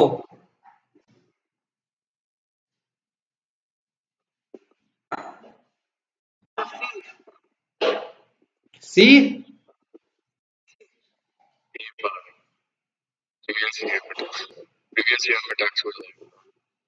बेटा मार्च 2019 में ही रिसीव हो गई एडवांस, तो कब कब टैक्सेबल होगा? 18-19 में होगा ना। अगला बताओ।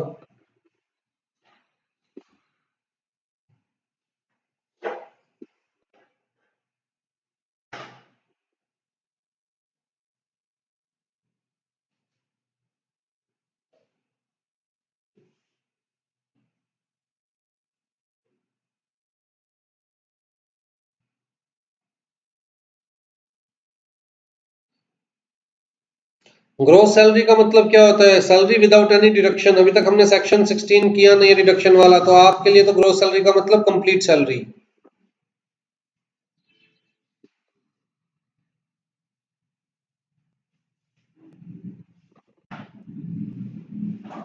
बोलो आंसर। रचना आपकी।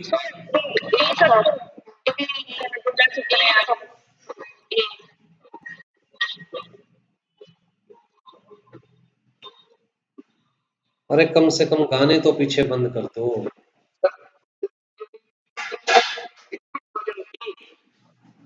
बी।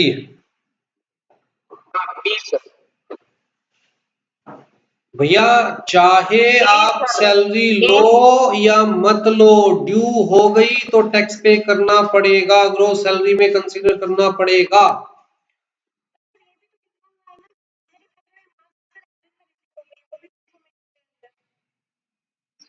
तो क्या हो गया? अरे इग्नोर क्यों करना है? आपकी सैलरी ड्यू कब हो रही है? हर मंथ के एंड में।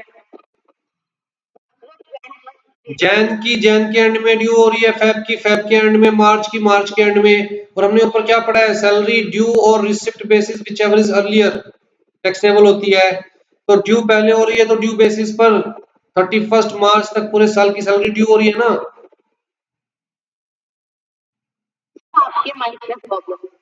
मेरे माइक में प्रॉब्लम है? हैं? रचना माइक बंद कर दो।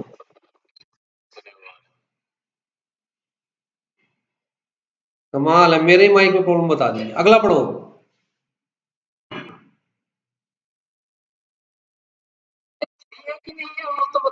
33,60,000 पूरी 3,30,000 इंटू 12 कंसिडर करोगे।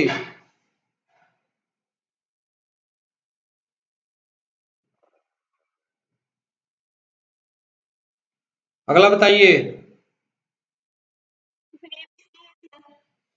Mister Aloo work in a firm Chor and sons, पहले नाम ही दे दिया Chor and sons. His salary was 30,000 per month. His salary became due on the last day of every month. Due to some financial crisis in the firm, he did not get the salary in Jan, Feb, March. On 1st April 2020, the owner of Chor and Sons closed the firm without paying the salary of Mr. Alu. Mr. Alu filed the case against the owner of Chor and Sons for recovering his salary. He spent 10,000 on filing this case. The decision is still pending. The gross salary of Mr. Alu for the previous year 2019-20। B कौन कौन कह रहा है पहले बताओ?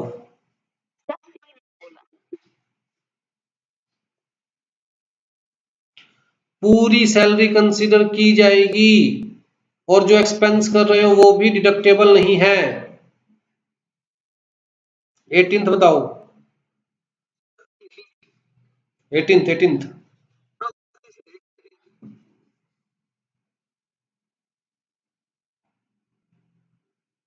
Now he is non resident in India, permanently shift हो गया।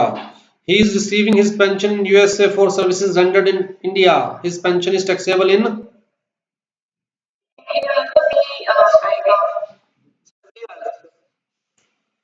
Mr. Alu is an Indian government employee. He is posted in Germany.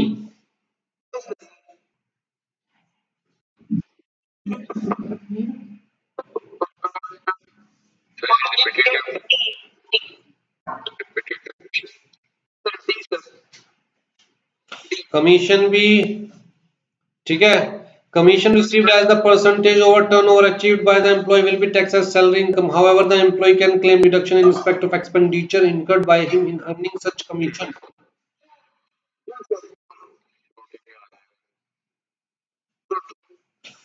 Salary में सिर्फ वही एक्सपेंडिचर लेके चलोगे जो मैं कहूंगा, बस बात खत्म। अपनी मर्जी से कोई दिमाग नहीं लगाना है कि एक्सपेंडिचर होगा नहीं होगा।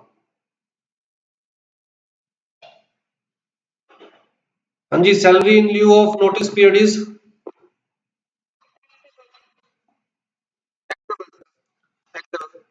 ठीक है जी। अब हम बात कर रहे हैं डिडक्शंस की। हाँ जी, डिडक्शंस फ्रॉम सैलरीज और statutory deductions under the head salary section 16। In deductions के अलावा और कोई भी डिडक्शन आप इस हेड में कंसीडर नहीं करेंगे। आपके दिल की बात इनकम टैक्स डिपार्टमेंट ने सुनी है, गवर्नमेंट ने सुनी है कि जी अगर आप कमीशन अर्न करने के लिए अपनी जेब से कुछ खर्च कर रहे हैं, कस्टमर्स को पटाने के लिए अपनी जेब से कुछ खर्च कर रहे हैं, चाय पानी पिला रहे हैं, तो भैया यहाँ कवर हो रहा है सारा डिडक्शन। जैसे कि एक तो स्टैट्यूटरी डिडक्शन दे दिया गया सीधा 50,000 रुपए का और the amount of salary which ever is less.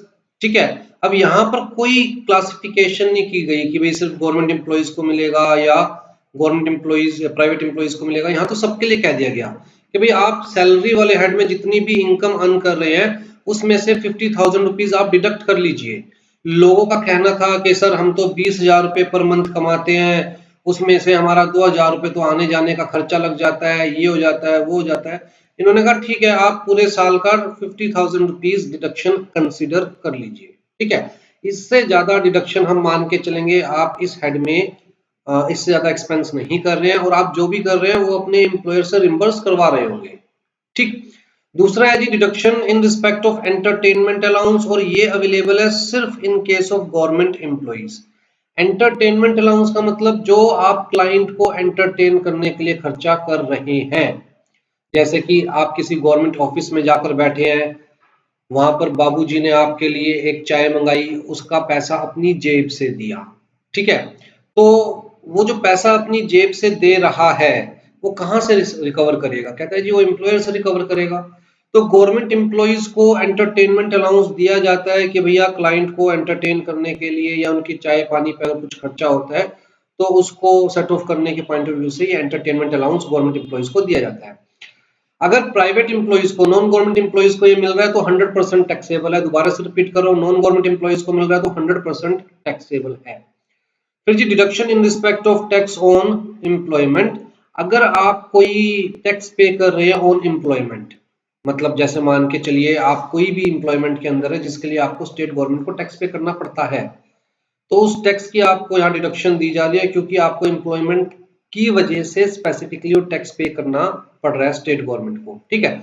Licence के पॉइंट ऑफ व्यू से टैक्स पे करना पड़ रहा है या ऑफिस खोलने के पॉइंट ऑफ व्यू से टैक्स पे करना है, किसी भी पॉइंट ऑफ व्यू से आपको टैक्स पे करना पड़ रहा है स्टेट गवर्नमेंट को ड्यूरिंग द एम्प्लॉयमेंट, तो ड्यू टू दैट एम्प्लॉयमेंट, ठीक, तो उसका आपको डिडक्शन अलाउड है। तो 3 ही डिडक्शन है, उसके अलावा कुछ और कंसीडर नहीं करेंगे। और आपके माइंड में जितने भी डिडक्शंस आ रहे हैं कि जी हमें तो ऑफिस जाना आना पड़ता है, हमें तो वहां पर खाना खाना पड़ता है, हमें कुछ और करना पड़ता है, वो सब यहाँ पर कवर कर लिए गए हैं। एक लमसम अमाउंट दे दी गई है 50,000 रुपीज की। अब जी जो डिडक्शन है वो ग्रोस सैलरी में से है, इतना याद रखिएगा। ग्रोस सैलरी का मतलब क्या हुआ कि पहले हम लोग ग्रोस सैलरी फाइंड आउट करेंगे, उसके बाद उसमें से जो डिडक्शन अवेलेबल होगी स्पेसिफिक केस के अंदर बस वो डिडक्शन की जाएगी, ठीक है।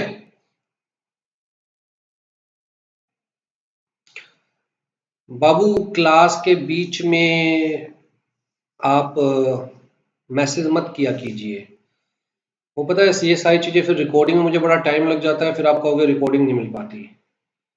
बाद में डिस्कस करेंगे ना, नहीं तो नंबर अवेलेबल होता है हमारा। आप अगर क्लास ज्वाइन कर रहे हो तो डेफिनेटली मैसेज आया होगा आप लोगों के पास, तो बाद में नंबर पे आप डिस्कस कीजिए जो भी करना है। और मेरा फ्लो भी ब्रेक हो जाता है, माइंड में इतनी सारी चीजें होती है बताने की कि हाँ इस एग्जाम में ये पूछा गया था या ICSI की बुक में ये लिखा हुआ था, वो सब।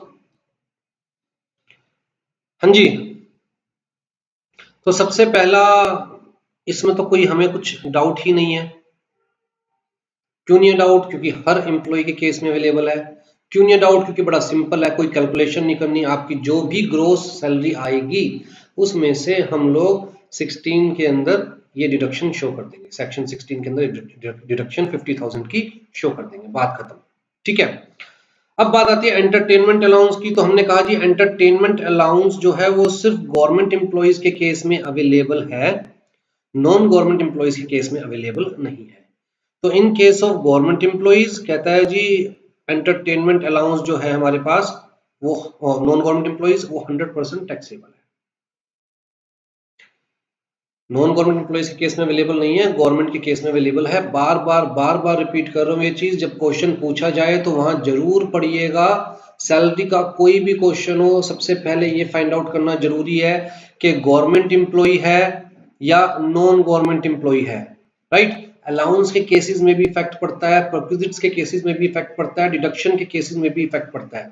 और गवर्नमेंट एम्प्लॉय है तो उसमें से भी वो सेमी गवर्नमेंट एम्प्लॉय है या फिर वो सेंट्रल गवर्नमेंट एम्प्लॉय या यूनियन एम्प्लॉय या स्टेट गवर्नमेंट एम्प्लॉय है, ठीक है। जैसे अगर मैं कहूं RBI का एम्प्लॉय, तो RBI चाहे एक गवर्नमेंट बैंक है लेकिन इसके एम्प्लॉय को सेमी गवर्नमेंट एम्प्लॉय कंसीडर किया जाता है।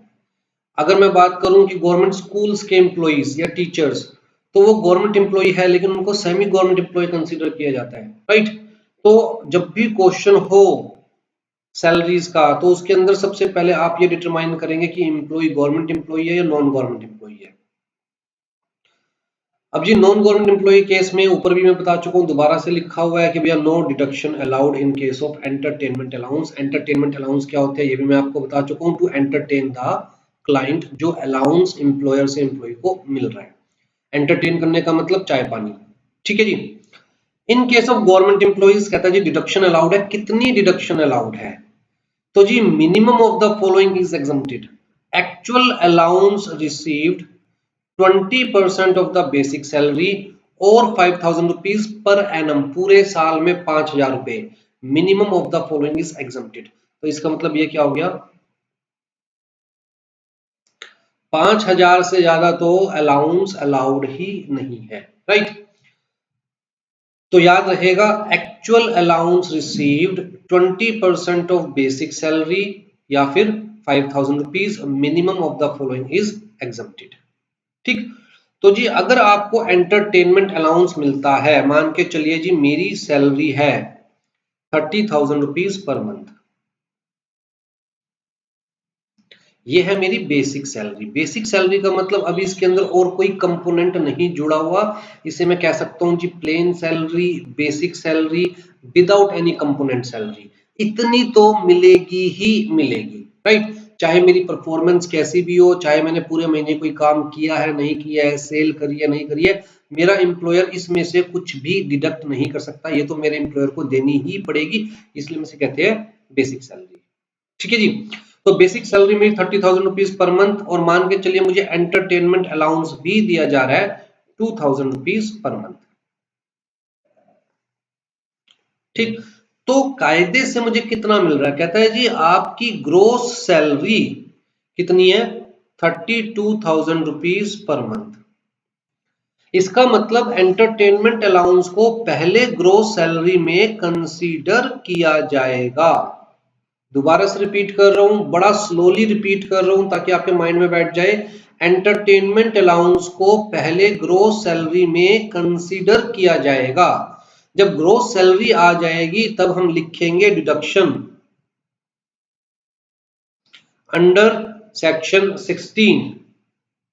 उसके अंदर हम डालेंगे कि हाँ जी कितना डिडक्शन है, 50,000 रुपीज का तो है ही है डिडक्शन। फिर सेकंड देखेंगे क्या एंटरटेनमेंट अलाउंस का डिडक्शन अलाउड है या नहीं है। फिर मैं चेक करूंगा मैं गवर्नमेंट एम्प्लॉय की बात कर रहा हूं या नॉन गवर्नमेंट एम्प्लॉय की। अगर गवर्नमेंट एम्प्लॉय की बात कर रहा हूं तो यस अलाउड है। कितना अलाउड है फिर मैं वो चेक करूंगा। तो मैं देखूंगा जी मेरी बेसिक सैलरी कितनी है, 30,000 रुपीज पर मंथ, इसका 20% मैं फाइंड आउट करूंगा पर मंथ। उसके अलावा जी एक्चुअल एंटरटेनमेंट अलाउंस मुझे कितना मिला है मैं ये फाइंड आउट करूंगा। उसके अलावा जी मैक्सिमम कितना बता रखा है, क्या रखा है इन तीनों में से minimum shall be allowed as deduction. तो इनमें से कितना अलाउड है, तो पहले एंटरटेनमेंट अलाउंस को ऐड किया जाएगा, फिर जितना एलिजिबल है उतना यहां पर हेडिंग डालकर डिडक्ट किया जाएगा। डायरेक्ट यहां से डिडक्ट मत कर दीजिएगा क्योंकि entertainment allowance is the part of gross salary. हाँ जी, फिर तीसरा आता है हमारे पास प्रोफेशनल टैक्स या एम्प्लॉयमेंट टैक्स या टैक्स ऑन एम्प्लॉयमेंट। ये जो टैक्स होता है ये बेसिकली स्टेट गवर्नमेंट को जाता है, और ये बेसिकली पुराना कंसेप्ट है, कर वाला कंसेप्ट है कि भैया अगर आपको ये काम करना है तो आपको इतना टैक्स गवर्नमेंट को पे करना पड़ेगा। आज की डेट में हार्डली किसी भी प्रोफेशन या किसी भी एम्प्लॉयमेंट के ऊपर ये टैक्स होता है। तो ये as per article 276 of constitution of India, state government या local authorities can impose this tax.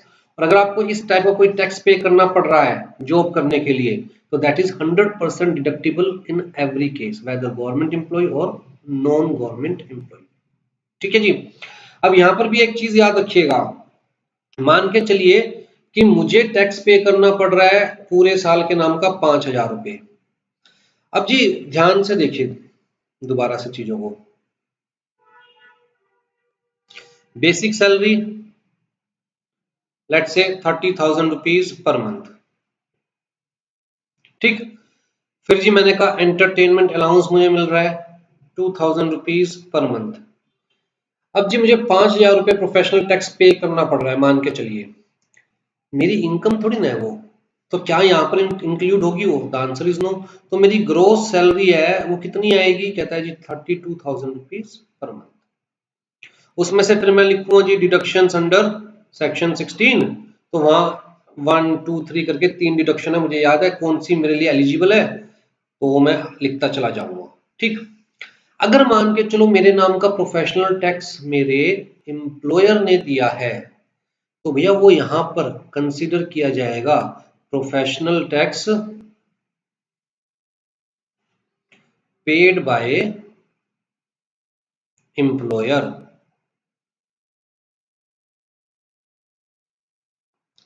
वो यहां पर कंसीडर किया जाएगा।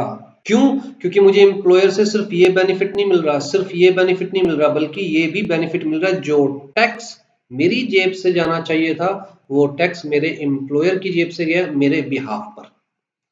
तो जी पहले मुझे यहाँ पर ऐड करना पड़ेगा, फिर नीचे मैं इसकी डिडक्शन क्लेम कर सकता हूँ।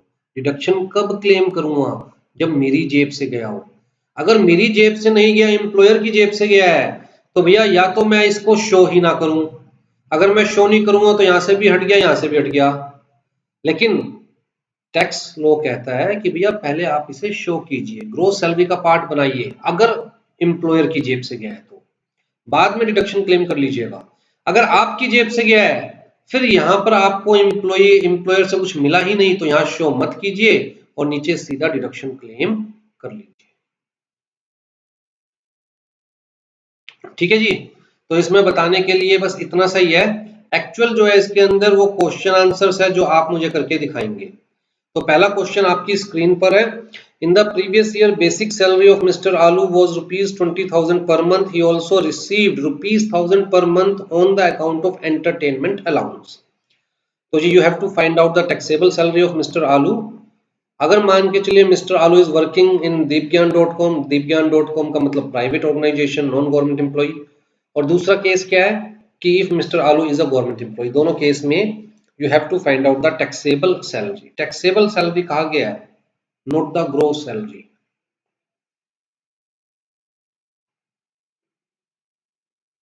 मतलब after deductions under section 16 salary की बात कर रहे हैं हम। फटाफट से बताइए जी कैलकुलेट करके।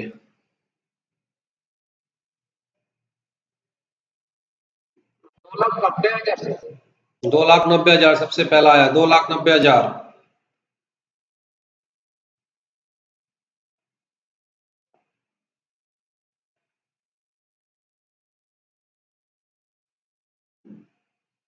फॉर्मेट क्या फॉलो करोगे आप? सैलरी का कोई भी क्वेश्चन हो, स्टार्टिंग बेसिक सैलरी से करनी है। ठीक है, फॉर्मेट हमेशा यही फॉलो करोगे। उसके बाद सारे अलाउंसेस, उसके बाद सारे परक्विजिट्स, उसके बाद salary in lieu of profit, उसके बाद रिटायरमेंट बेनिफिट्स। जब ये सारे कवर हो जाएंगे तो फिर आपके पास आएगी ग्रोस सैलरी। उस ग्रोस सैलरी में से आप फिर शो करोगे डिडक्शंस अंडर सेक्शन 16। तो यहां पर नंबर डालोगे बकायदा 1 2 3, ठीक है, और लिखोगे। क्योंकि आपका एमसीक्यू बेस्ड है तो लिखना तो नहीं है आपको, लेकिन क्वेश्चन को सोल्व करते हुए पैटर्न यही फॉलो करोगे अगर आप चाहते हो कि आपकी गलतियां ना हो, वरना सब कुछ आते हुए भी क्वेश्चन ठीक नहीं हो पाएगा आपका। तो जी बेसिक सैलरी कितनी है? कहता है जी 20,000 रुपीज पर मंथ। हाँ हाँ बोलते जाओ। प्राइवेट टीम के हाथ में तो 2,52,000 आएगा, 2,50,000। और अगर वो क्या कहते हैं अपना प्राइवेट एम्प्लॉई है तो उसमें से 7,000 माइनस हो जाएंगे, 5,000 उसमें कवर अप हो जाएगा आउट ऑफ 12,000 रुपीज, जो 1,000 रुपीज पर मंथ उसको एंटरटेनमेंट अलाउंस मिल रहा है। तो कितना लिखूं? फाइनल आंसर क्या होगा? सर 2,45,000।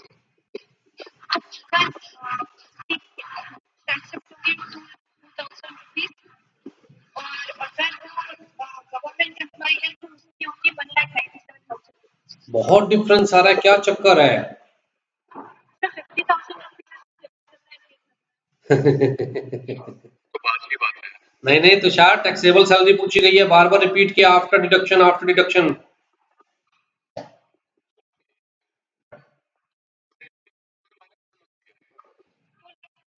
क्या है तो एग्जामिनर बताएगा ना आपको क्या है। अच्छा जो मैं ये लिख रहा हूँ ये ठीक है?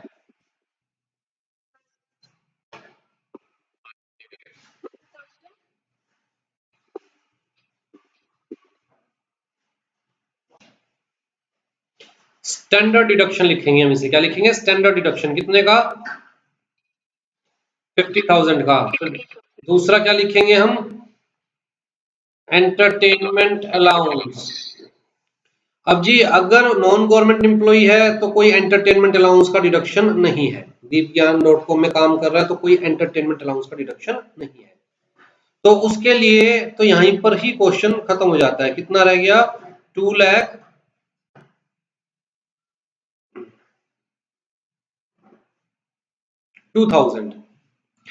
अगर एंटरटेनमेंट अलाउंस अलाउड है, गवर्नमेंट एम्प्लॉई है, तो उसके केस में कितना अलाउड है? कहता है जी 20% of basic salary. Basic salary 2,40,000। तो अब यहां दिखाएंगे बकायदा minimum of 20% of basic salary. तो कितना आ रहा है ये जी?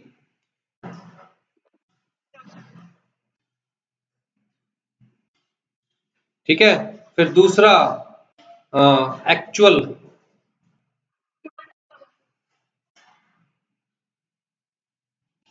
तीसरा तीसरा क्या है? तो मिनिमम ऑफ 3 के अंदर तो कितना रह गया?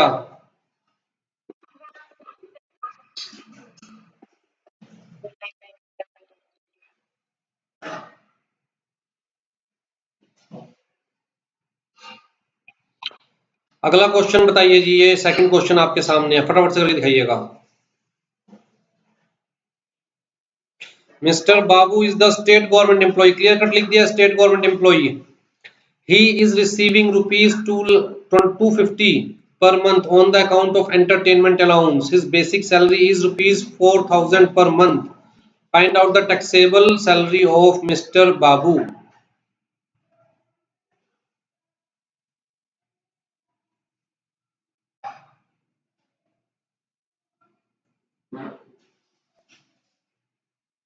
ओए क्या कर रही है? आवाज आ रही है।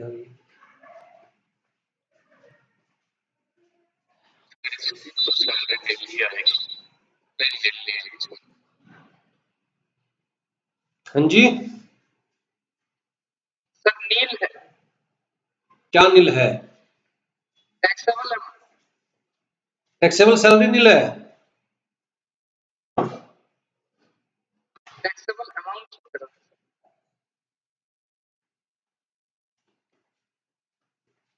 क्या पूछा गया है?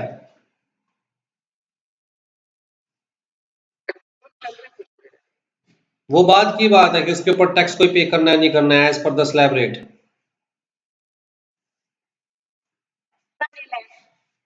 फिर माइनस होता है ना, डिडक्शन जाता है।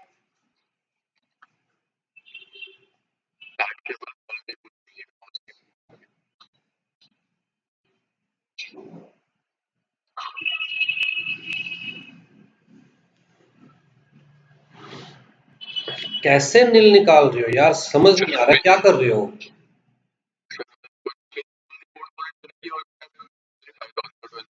अच्छा लो, फिर लो, अब ठीक है।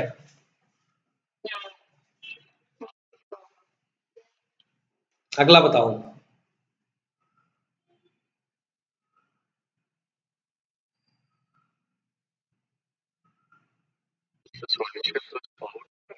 सर सॉल्यूशन छुपाएं क्या?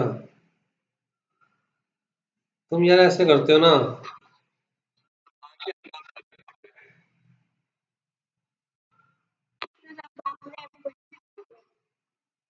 दिखा रहा हूँ, वेट तो करो।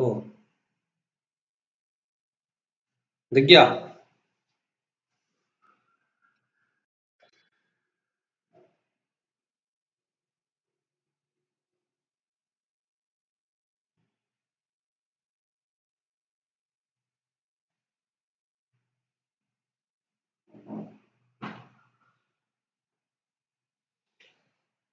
उसको बेचारे को 5,000 रुपये महीना तो एम्प्लॉयर ने दिए एज एंटरटेनमेंट अलाउंस, और खर्च कर दिए बेचारे ने 5,400 rupees per month.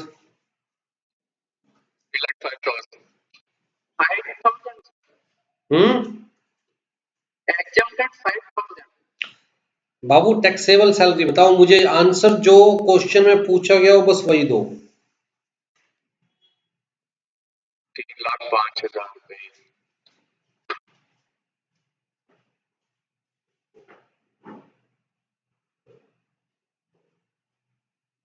Question number ना question number 3। Question number 1, question number 1 ना सर। रोहित कहाँ पर हो आप?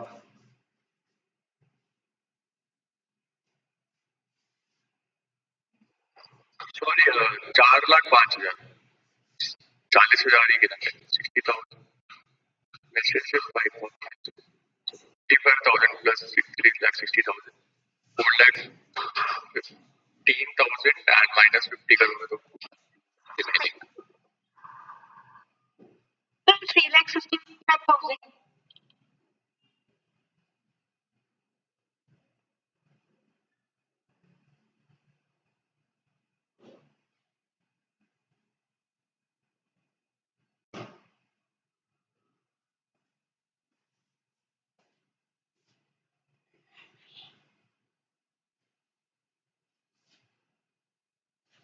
बताओ ये एंटरटेनमेंट अलाउंस की क्या डिडक्शन कंसिडर की जाए?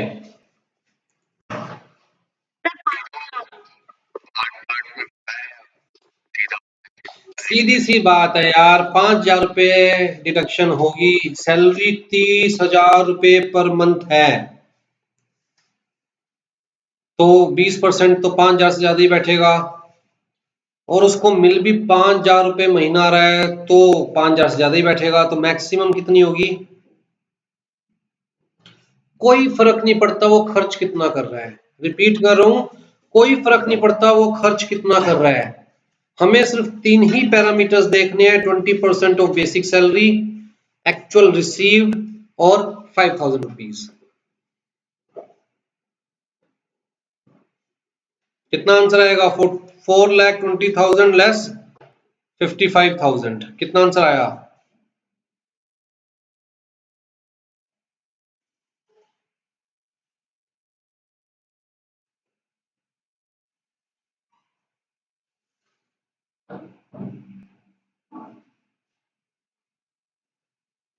क्लियर है?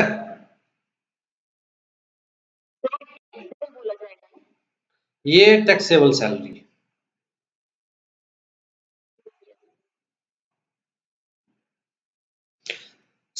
जो डिडक्शंस अंडर सेक्शन 16 है उससे पहले जो हमारे पास आया है वो ग्रोस सैलरी है।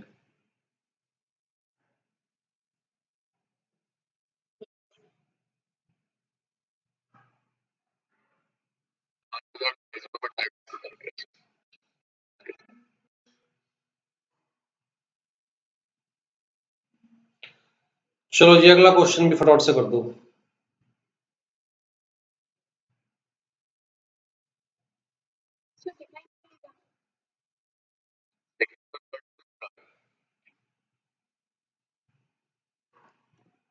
मैं कह रहा हूं ये वाला क्वेश्चन, 4th क्वेश्चन।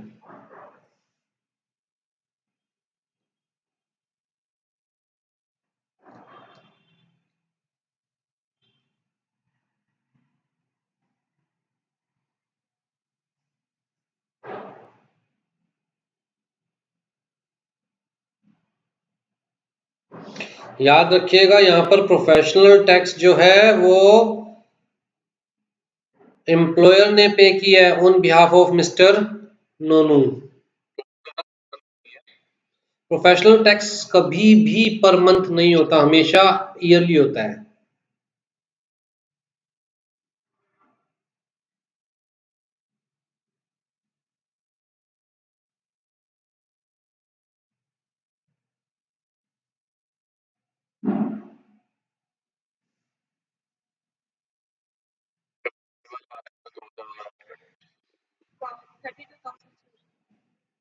कितना आंसर बताओ, आंसर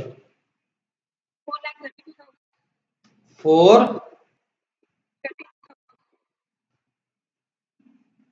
सबका यही आंसर आ रहा है।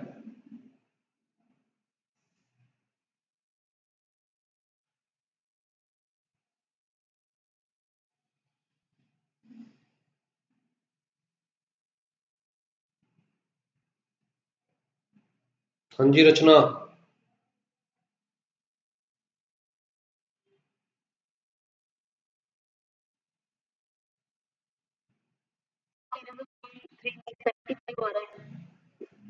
हद है, अब तो आपकी स्क्रीन पे आंसर तब भी आप गलत बता रहे हो।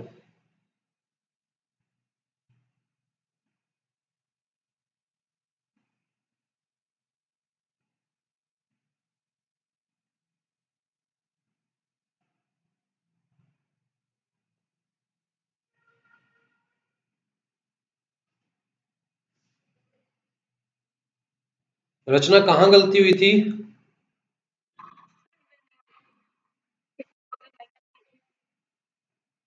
उन्हें गलतियां कब तक होगी?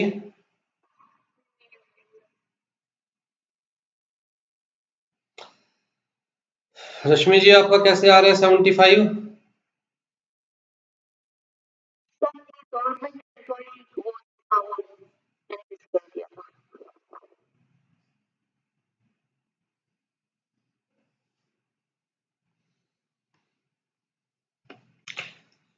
हाँ जी, इसके अंदर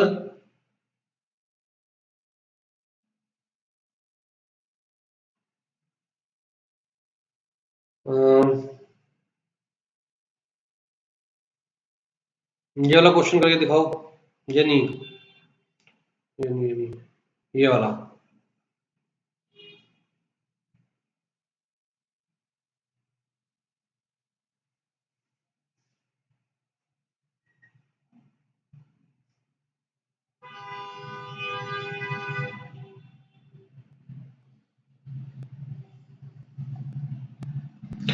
ये वाला तो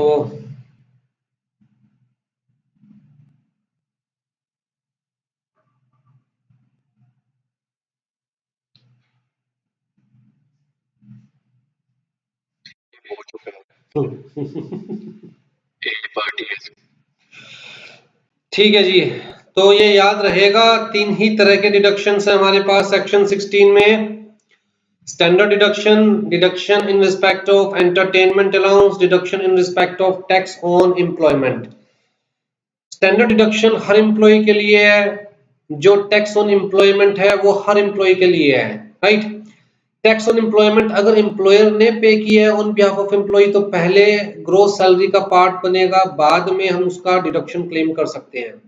एंटरटेनमेंट अलाउंस सिर्फ गवर्नमेंट एम्प्लॉइज के लिए है, वो भी कितना, मिनिमम ऑफ द 3। कौन से 3 को हमें देखना है? 20% ऑफ द बेसिक सैलरी हमें देखनी है, एक्चुअल एंटरटेनमेंट अलाउंस रिसीव देखना है, मैक्सिमम 5000। ये 5000 पर मंथ नहीं है, 5000 पर एनम है, पूरे साल के नाम का, ठीक है। बाकी तो देखिए जब आप वहां बैठेंगे तो आपका माइंड कितना काम कर रहा है एक्चुअल में।